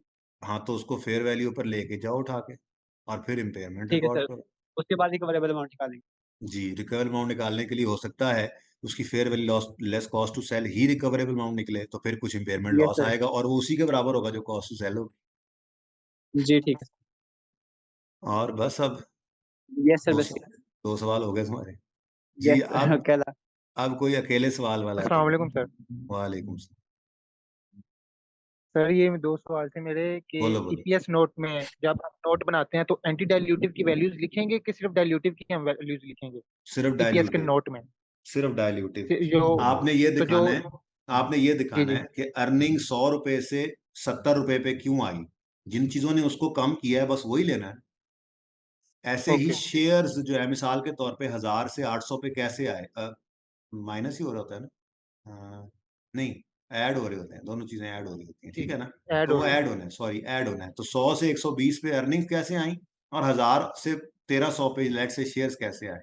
तो जो एंड पर आपका डायल्यूटेड ईपीएस वाला फिगर था ना, बस वही है ना, डायल्यूटेड ईपीएस को मैच कराना है, बस उससे आगे नहीं जाना। ठीक हो गया सर, यानी कि एंटी डाइल्यूटिव को हमें नोट्स में शो नहीं करेंगे। नो। ओके सर, जो हमने इन्वेस्टमेंट प्रॉपर्टी में पढ़ा था कि जब CWIP में पड़ी हुई इन्वेस्टमेंट प्रॉपर्टी और वो हम उसे रिकॉर्ड किस पे करेंगे, कॉस्ट पे करेंगे या फेयर वैल्यू पे, अगर फेयर वैल्यू आ जाए लास्ट पे। लास्ट पे जो फेयर वैल्यू आ जाए तो फिर कॉस्ट पर ही निकाल लेते हैं और फिर उसको फेयर वैल्यू पर बाद में इन्वेस्टमेंट प्रॉपर्टी में ले जाते हैं। दरमियान में कभी हो जाए तो वो कहता है फेयर वैल्यू पर ले जाओ उसको। बहरहाल एक पॉइंट CWIP में सही हम था उसे आपका। फेयर वैल्यू में ले जाएंगे। हाँ। CWIP में हम उसे फेयर वैल्यू में लेके जाएंगे या पीपी में उसे आईपी में जाके उसे फेयर वैल्यू पे नहीं, करेंगे। इन्वेस्टमेंट प्रॉपर्टी में नहीं ना, अभी तो वो CWIP पड़ा है, यानी ग्रे स्ट्रक्चर बना हुआ है, आपने घर फिनिश नहीं किया और आप वहां पे उस इलाके में वो ग्रे स्ट्रक्चर बिकते हैं, तो आप उसको फेयर वैल्यू पर ले जाओ, वहीं पर उस CWIP में आप ऐड कर लो उसकी गेन। Okay sir. सर वो प्रोडक्शन ऑफ नोट्स में सर जो लाइन लिखी आती है कि entity does not maintain control accounts for receivable, sir इसमें डिफरेंस बता दें कि अगर अकाउंट कंट्रोल हो रहे हैं, अगर नहीं हो रहे तो क्या बेटा अगर डिफरेंस होगा। कंट्रोल हो रहे हैं ना तो फिर वो सारा बुक्स ऑफ प्राइम एंट्री का नॉलेज आपको सामने दिमाग में लाना पड़ता है, जगाना पड़ता है, जो मैंने रिवीजन क्लास के अंदर आपको बताया था। तो इंशाअल्लाह अल्लाह ने चाहा तो वो नहीं कहेगा, ठीक है। बाकी अगर वो ऐसा कह दे तो ये मैंने रिवीजन क्लासेस आपने ली थी, एंड मतलब रिवीजन नहीं मतलब एंड वाली क्लासेस सारी ली थी ना। Yes sir, yes sir, yes. तो बिल्कुल एंड पे मैंने ना ये आपको जरा थोड़ा सा ये पढ़ाया था। अगर वो कहता है कंट्रोल अकाउंट्स मेंटेन होते हैं तो फिर ये सारी कहानी जो आपने इंट्रो में पढ़ी हुई है फिर ये आपके जहन में आ जानी चाहिए, फिर इसके हिसाब से करेक्शन करनी पड़ेगी। नॉर्मली इस तरफ जाता नहीं है। इसकी पिक्चर ले लो, ये आपका इंट्रो है, जस्ट एक आप पूरे पूरे सवाल करते थे, एक छोटी सी इलस्ट्रेशन बना के मैंने समझाया। जी सर। सर अगर इसने कुछ भी ना लिखा हो तो हम उसे मेंटेन नहीं करवाएंगे। तो पागल है हम मेंटेन कराएं? ओके मेंटेन कराएंगे तो ये सारा कुछ सोचेंगे, हमारी बेलने में बाजू आया हो। Okay sir. सर और जो फाइनेंशियल कैपिटल मेंटेनेंस है उसमें मनी 3 हो टर्म और गए, रियल टर्म, इसमें क्या डिफरेंस है। यस 3 सर, ये हो बस गए। अच्छा चलो ओके बोलो ओके। बोलो, सब बच्चे जो बता रहे हैं उससे 1-2 साल ऊपर कर रहे हैं। अच्छा बोलो। सर जो फ्रेमवर्क में था फाइनेंशियल कैपिटल मेंटेनेंस, उसमें मनी टर्म और रियल टर्म, इसमें क्या डिफरेंस है। रियल टर्म्स कहते हैं, मनी टर्म्स कहते हैं बस पैसा और पैसा, यानी कोई इन्फ्लेशन। 100 रुपए कल वाला, आज वाला 100 रुपया, बस वही 100 ही रखा हुआ है। हालांकि कल वाला 100 आज के 100 के बराबर नहीं, आज वो कम हो गया उसकी वैल्यू। लेकिन मनी कैपिटल मेंटेनेंस जो है, मनी टर्म्स वाला, वो इस इन्फ्लेशन, जनरल इन्फ्लेशन को भी नहीं कंसिडर करते, और यही हम कर रहे होते हैं। हम रिटेन्ड अर्निंग से खुद को कवर देते हैं, ठीक है। और जो रियल टर्म्स वाला होता है, वो जनरल इन्फ्लेशन रेट के हिसाब से प्रॉफिट में से एक रिजर्व निकालकर इन्फ्लेशन रिजर्व में रख लेते हैं और बाकी रिटेन्ड अर्निंग में लेके जाते हैं, तो कैपिटल का हिस्सा बना लेते हैं। ये रियल टर्म में कैपिटल मेंटेन हो गया। और जो फिजिकल कैपिटल मेंटेनेंस वाले हैं, वो स्पेसिफिक उनके बिजनेस का जो रेट होता है उसको यूज करके रिजर्व क्रिएट करते okay sir, okay, thank you. हैं। वेलकम। अच्छा, अब अहमद जट का भी एक सवाल है, अमर गाजी अगर आप इजाजत दें। अहमद जट पूछें। सर मेरा भी एक सवाल ही है बस। चल अब यार, उसको मैंने कह नहीं दिया, सही है इकराम कर दे यार। बोल भाई अहमद जट। ओके, अस्सलाम वालेकुम सर, कैसे हैं सर आप? वालेकुम। अमर गाजी को दुआ भी दे दो। मैं ठीक हूँ, अल्लाह खुश अल्हम्दुलिल्लाह। रखे आपको। सर मेरा क्वेश्चन था बोरिंग कॉस्ट के रिलेटेड ना, मतलब क्वेश्चन में तकरीबन हर क्वेश्चन में ये आ रहा होता है कि हम कंस्ट्रक्शन स्टार्ट करने के लिए या किसी ना कंस्ट्रक्शन के लिए लोन ले रहे होते हैं, लेकिन थोड़ी कंफ्यूजन आ रही थी कि मतलब कौन से लोन को हमने स्पेसिफिक के लिए इस्तेमाल करना है और कौन से लोन को जनरलाइज करना है। अगर तो किस सवाल हिसाब से खामोश हो हम- तो अगर सवाल खामोश हो तो स्पेसिफिक अज्यूम करना है लोग। तो सर जो होंगे मतलब प्रेफरेंस शेयर वाले और दूसरे डिविडेंड अगर वगैरह उसने वाले, तो अगर आप उसने ये अगर उसने ये लिखा हुआ है कि हमने प्रेफरेंस शेयर इशू ही किए हैं इस कंस्ट्रक्शन के लिए, तो मतलब वो लोन स्पेसिफिक है। और तो अगर फिर वो उनका कह रहा है फार्मूला नहीं। और अगर वो कह रहा है कि preference shares were issued already in issue, ये इशू हुए थे और वो यूज किए हैं, तो फिर जनरल लोन। तो सर एक बार कंसेप्ट थोड़ा रिवाइज कर दें उसका, statement of changes in net asset. अब दे दूसरा सवाल आ गया तेरा, बड़े सर फनकार लोग। थोड़ा सा कर रहे हैं बस। Statement of change in net assets basically NPO की statement of change in equity है। यानी जी सर। एनपीओ की इक्विटी नहीं होती, फंड्स होते हैं, और उसके अंदर 3 तरह के फंड्स आ सकते हैं। जनरल फंड, जी उसके सर। बाद इंटरनली रिस्ट्रिक्टेड फंड, और उसके बाद एंडोमेंट फंड। एंडोमेंट फंड, अब इनकी मूवमेंट आएगी, ओपनिंग कुछ ऐड कुछ लेस, क्लोजिंग, ये स्टेटमेंट इन नेट एसेट्स। सही हो गया। ओके सर, बस यही क्वेश्चन थे मेरे, ठीक है। ठीक है जी। अमर गाजी। अस्सलाम वालेकुम सर। वालेकुम अस्सलाम। सर ये पेज नंबर 5 पे benefit of loan eight below market rate of interest में जो एग्जांपल नंबर 9 थी, अब जो आपकी बुक में थी और आई गैप में भी है, उसमें तो इमीडिएट फाइनेंशियल सपोर्ट के लिए था ना, तो अगर वो इमीडिएट फाइनेंशियल सपोर्ट के लिए ना हो, हमने अगले साल में तो इंटरेस्ट हम किस तरह मार्केट रेट पे कैलकुलेट करेंगे, या जो है जो हमें जिसपे हमें मिला है उस पर कैलकुलेट करेंगे? ये आईएफआरएस 9 के अंदर जाके होना है, ये यहाँ इस लेवल तक नहीं लेके जाएगा। इसीलिए उसने अच्छा सर, इसमें उस एग्जाम्पल के अंदर ना खुद फॉर्मूला भी बता दिया था कैसे निकालना है। जी सर, मतलब कि इमीडिएट फाइनेंशियल सपोर्ट के लिए अगर होएगा लोन जो हमें मिलेगा, तो अगर उसको उसकी उसी जगह वक्त ना इनकम मिले तो बनाएंगे, और अगर फ्यूचर के किसी एक्सपेंस के लिए तो उसको लायबिलिटी बना के आहिस्ता आहिस्ता इनकम बनाएंगे। लेकिन कैलकुलेशन करने का तरीका वो उसको बताना पड़ेगा। इस तरफ नहीं जा सकता मेरे ख्याल में, जितनी बात नहीं की हुई है सर, वहीं तक नहीं, रहेगा। आईकैप नहीं एक सर, बात अगर करता है, उसमें मेरी बात सुनो, आईकैप एक बात ये करता है कि मैं अपनी किताब से बाहर नहीं जाऊंगा। अब ये आईएफआरएस 9 जो है, ये एफएआर 2 के सिलेबस में, अब उसने अपनी किताब में जितनी छेड़खानी की है ना, मैंने उतनी आपको करवा दी, तो उससे आगे वो नहीं जा सकता। रिलैक्स रहें, आईएफआरएस 9 अगला अगले पेपर के अंदर आपके सिलेबस में है ना। जी सर, ओके सर, बस यही मैं पूछना था, थैंक बस यू जो सो वहां मच। पे है ना आईके की किताब वाला है, उससे आगे नहीं जा जी सकता। सर। अगर जाएगा तो, जाता नहीं है वैसे, जाएगा तो क्रेडिट देगा, जा नहीं सकता। जी, अव्वल तो ओके इतना सर, भी नहीं पूछेगा, थैंक आईएफआरएस 9 का जिक्र नहीं कर सकता, शोर मच जाएगा एकदम। जी एकदम सर। शोर मच जाता है ना जिस बच्चे को अब ये पता नहीं है कि उसने एग्जाम्पल ये लिखी हुई है इतनी को, जितनी आईकेप कहता है, तो एक बार तो शोर मच जाएगा ना। जी सर, तो बहरहाल समझ अगर आ गई। जाएगा तो यहीं तक जाए। Okay sir, thank you sir. Welcome बेटा जी। अली अहमद। आज पता है मीटिंग कितने बजे शुरू हुई है? मीटिंग 7 बजे शुरू हुई है, 2.5 घंटे हो गए हैं। आधी मीटिंग तो रिकॉर्ड होने से खराब हो गई थी। चले खैर जी। अली अहमद चले गए। शाकरा बोलें बेटा, माइक ऑन कर। अस्सलाम वालेकुम सर। वालेकुम सलाम। सर मेरे 2 क्वेश्चन थे। एक था कि जो हमारे पास ईपीएस है उसमें हमारे पास पेपर का आईके पास पेपर का पहला क्वेश्चन है। उसकी 2 साल की हमें बेसिक ईपीएस फाइंड करनी थी और डिल्यूटेड भी। 2021 की समझ आ गई थी, लेकिन 2022 की समझ नहीं है, उसकी कैलकुलेशन कैसे हुई है? एक मिनट में खोल लेता हूँ ना बेटा वो सब। ये अल्लाह, बच्चे आज जान लेंगे मेरी। ये है बेटा, इसमें किस पॉइंट की समझ नहीं आ रही? नो नो सर, ये नहीं है, पेज 63 पे इसका सोल्यूशन हुआ है। ये तो अर्न ईपीएस का सवाल तो हाँ यही जी है। जी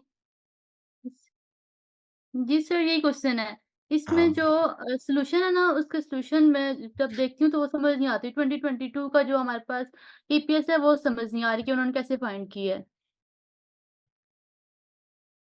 अच्छा, सवाल तो सिंपल सा ही था बेटा जी। हाँ जी, इसमें कहाँ पे मसला आ रहा है मुझे स्पेसिफिकली बताएं। 2022 के अंदर एक फिगर आ रही जी है 34 मिलियन की। ये सर, ये तो पता है। नहीं, अब वन बाय वन देख ही लो बेटा, मुझे भी देख लेने दो ना, मैं को हाफिज थोड़ा ही। अच्छा सर। ये पहला सवाल, मैं दूसरा ठीक देखी है। जाना, दसो यार, है को हाल मेरा। ये 34 मिलियन का प्रॉफिट है। अच्छा, उसके बाद ना 3 मिलियन शेयर ऑप्शंस इशू हुए हैं। अच्छा, ये तो इन इशू हैं।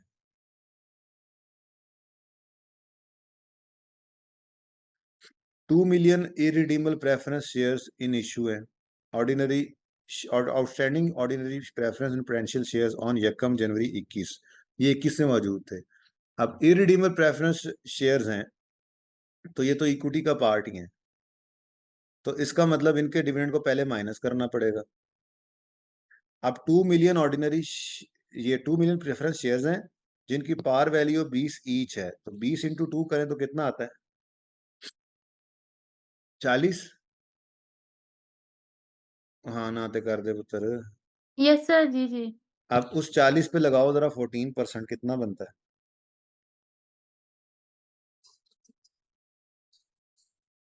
5.6। ये 5.6 पहले साल में भी आ गया। जी लेकिन मसला क्या है? मसला ये है, अच्छा उसके बाद डायलूटेड ईपीएस सेम ही आ गई क्योंकि सिर्फ ऑप्शंस मौजूद थे, और वो ऑप्शंस जो हैं वो आउट ऑफ मनी उनको कहते हैं, यानी उनकी मार्केट प्राइस जो थी वो शेयर ऑप्शंस की एक्सरसाइज प्राइस ज्यादा थी मार्केट प्राइस से, इसलिए हमने उनको कंसिडर नहीं किया। अब अगले साल में आए तो बेसिक ईपीएस निकालते हुए, अच्छा ये ना माइनस हो रहा है, अच्छा बेसिक ईपीएस निकालते हुए 34 में ये माइनस हो रहा है या प्लस हो रहा है? सर, यहाँ पे प्लस लिखा हुआ है, लेकिन होना तो माइनस चाहिए ना। आपका आंसर क्या आता है अगर आप इसको प्लस ये सर करें माइनस, ये सर माइनस हो रहा है इधर, ये सर गलत लिखा हुआ है। तो? बेटा अगो आंसर भी चेक कर लीजिए, लाइन दे बैगर ना बनया करो, ठीक है? और भी कोई मसला है इसमें? इसमें वैसे मसला था कोई नहीं सवाल में। चल सर बस ठीक। सर इसके अलावा एक और है कि हमारे पास जब हम जाते हैं इन्वेस्टमेंट प्रॉपर्टी और में हमारे पास जब कॉस्ट मॉडल हो आई 16 से हम जाएं जब IS 40 पे, तो हमारे हाँ पास IS 16 में हमारे पास कॉस्ट मॉडल था, लेकिन अब हम जा रहे हैं IS 40 पे, उसमें हमारे पास फेयर वैल्यू मॉडल है। तो जब हाँ, हम उसको कैरिंग वैल्यू पे ट्रांसफर करेंगे ना, नहीं नहीं, सर बुक वैल्यू आएगी, उसके बाद फिर रिवैल्यूएशन सरप्लस तो ये या कैरिंग लॉस। वैल्यू पे ट्रांसफर नहीं ना कर रहे बेटा। अच्छा, सर आप वो ये ट्रांसफर की एंट्री कह रहे हैं, मेरी जी बात सुने, जी बात को सादा रखें। अगर आप IS 16 PPE से IS 40 इन्वेस्टमेंट प्रॉपर्टी में जा रहे हैं और जी इन्वेस्टमेंट प्रॉपर्टी में फेयर वैल्यू मॉडल है, यस सर। तो PPE को पहले फेयर वैल्यू पर लाना है फिर ट्रांसफर करना है। अब PPE का फेयर वैल्यू मॉडल वही रिवैल्यूएशन मॉडल है, तो सारी रिवैल्यूएशन वैसे ही होगी जैसे होती है। पहले एकोमोडेशन ट्रांसफर करके उसको बुक वैल्यू पे लाएंगे, फिर फेयर वैल्यू पे लाएंगे, फिर सरप्लस निकलेगा, और वो जो रिवैल्यूड अमाउंट है वो इन्वेस्टमेंट प्रॉपर्टी में जाएगी, और सरप्लस फिर पड़ा रहेगा जब तक बिक नहीं जाती। आप सवाल करो। ओके सर, ठीक है, बस ये क्वेश्चन तो समझ आ गया है। ठीक, बस। Yes sir, thank you. Welcome. और किसी बच्चे का है सवाल? माफी दे दो सर उन्होंने। बस सर एक सवाल बस याद आ गया जो आपने भी बात की है कि कि अगर ये ट्रांसफर हो रही है ये रीवैल्यूएशन मॉडल पे है, तो सर फिर इसकी वजह से had there been no revaluation वाली चीज आएगी पीपी के नोट में? पीपी का नोट मांग ले नहीं तो आनी देखें। आनी तो नहीं आनी चाहिए, या फिर क्योंकि आप बेसिकली वो रीवैल्यूड अमाउंट पड़ी ही नहीं होगी, वहां पे ट्रांसफर होके नील हो गई है, सरप्लस की मूवमेंट सिर्फ दिखा दें। हाँ, बस सरप्लस की मूवमेंट। चलें ठीक है, ओके हो गया सर, ठीक है ओके। ठीक है, आप बंद कर दें। अरूज सलमान का एक मैसेज पड़ा है, उसके बाद सिड शाकरा सर इनका पता नहीं वो किसी बच्चे ने कहा था मोटिवेशन, आपने कहा था मोटिवेशन। वो बच्चा कौन था पहले देखूं, वो है तो ठीक है, वरना कोई मोटिवेशन।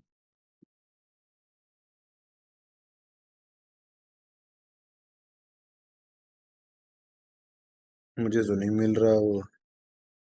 हाँ अरीहा, वो नहीं है बेटा, जब वो होंगी तो फिर मोटिवेट करूंगा इंशाल्लाह। आप लोग को पेपर तैयार है, क्या मोटिवेशन, पासिंग से ज्यादा को मोटिवेशन चाहिए, मंजिल सामने नजर आ रही है, हिम्मत मारो बस, ये टाइम हिम्मत करने का इंशाल्लाह, थकना नहीं है। ये एक बच्चा बैठा हुआ है जिसका सवाल है, और वो है सर मेरे FAR 1 की 2 बार रिवीजन हो गई थी, मेरे पास बीला के पेपर के बाद 6 दिन है। बेटा मैंने बताया है अरूज सलमान, बहरहाल मैं दोबारा बताता हूँ, शायद आप थे नहीं, कि अगर 6 दिन है तो 4 दिन में एक रिवीजन पूरी करो, 4 साढ़े 4 दिन में, और फिर आखिरी 1 डेढ़ दिन में आप जबानी वाली एक रिवीजन कर लो, कोई एक सवाल कर लिया और बाकी सवाल 1 2 3 ऐसे ही देख लिए, ताकि आपको कॉन्फिडेंस हो कि मैंने 2 बार रिवीजन की इस तरह से, ठीक है? ओके जी, क्लोज कर दूं अब, आधी मीटिंग ज़ाया हो गई है ना आज, बड़ा दुख है उसको। जी क्लोज कर दूं मीटिंग, आप सब लीव करेंगे तो क्लोज करूंगा ना।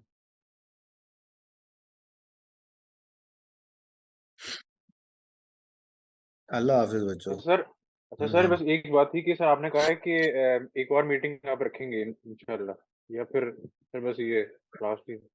यार, I will try my level best, एक मीटिंग आपके साथ और करूं इंशाल्लाह, उम्मीद तो बड़ी है, ना मौका मिला तो फिर माजरत समझ लेना मेरी तरफ से, चलिए सर ठीक है, ओके सर, इंशाल्लाह शुक्रिया, कोशिश अल्लाह करूंगा हाफिज़ कि सर। कर लूं। चलें लेकिन सर। अब देखो ना, 2 घंटे कम से कम, 2.5 घंटे चाहिए आप लोगों ने जो किया आज, तो अल्लाह करेगा मिल जाएगा वो टाइम, कर लूंगा। अल्लाह हाफिज।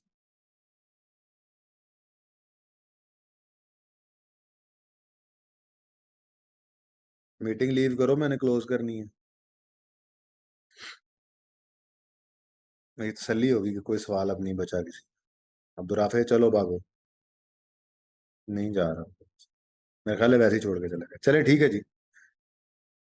जिंदगी रही तो कोशिश करूंगा पेपर से पहले एक मीटिंग हो जाए, मौका मिलने की है बात। ठीक है जी, बेस्ट ऑफ लक, अल्लाह हाफिज, अस्सलाम वालेकुम।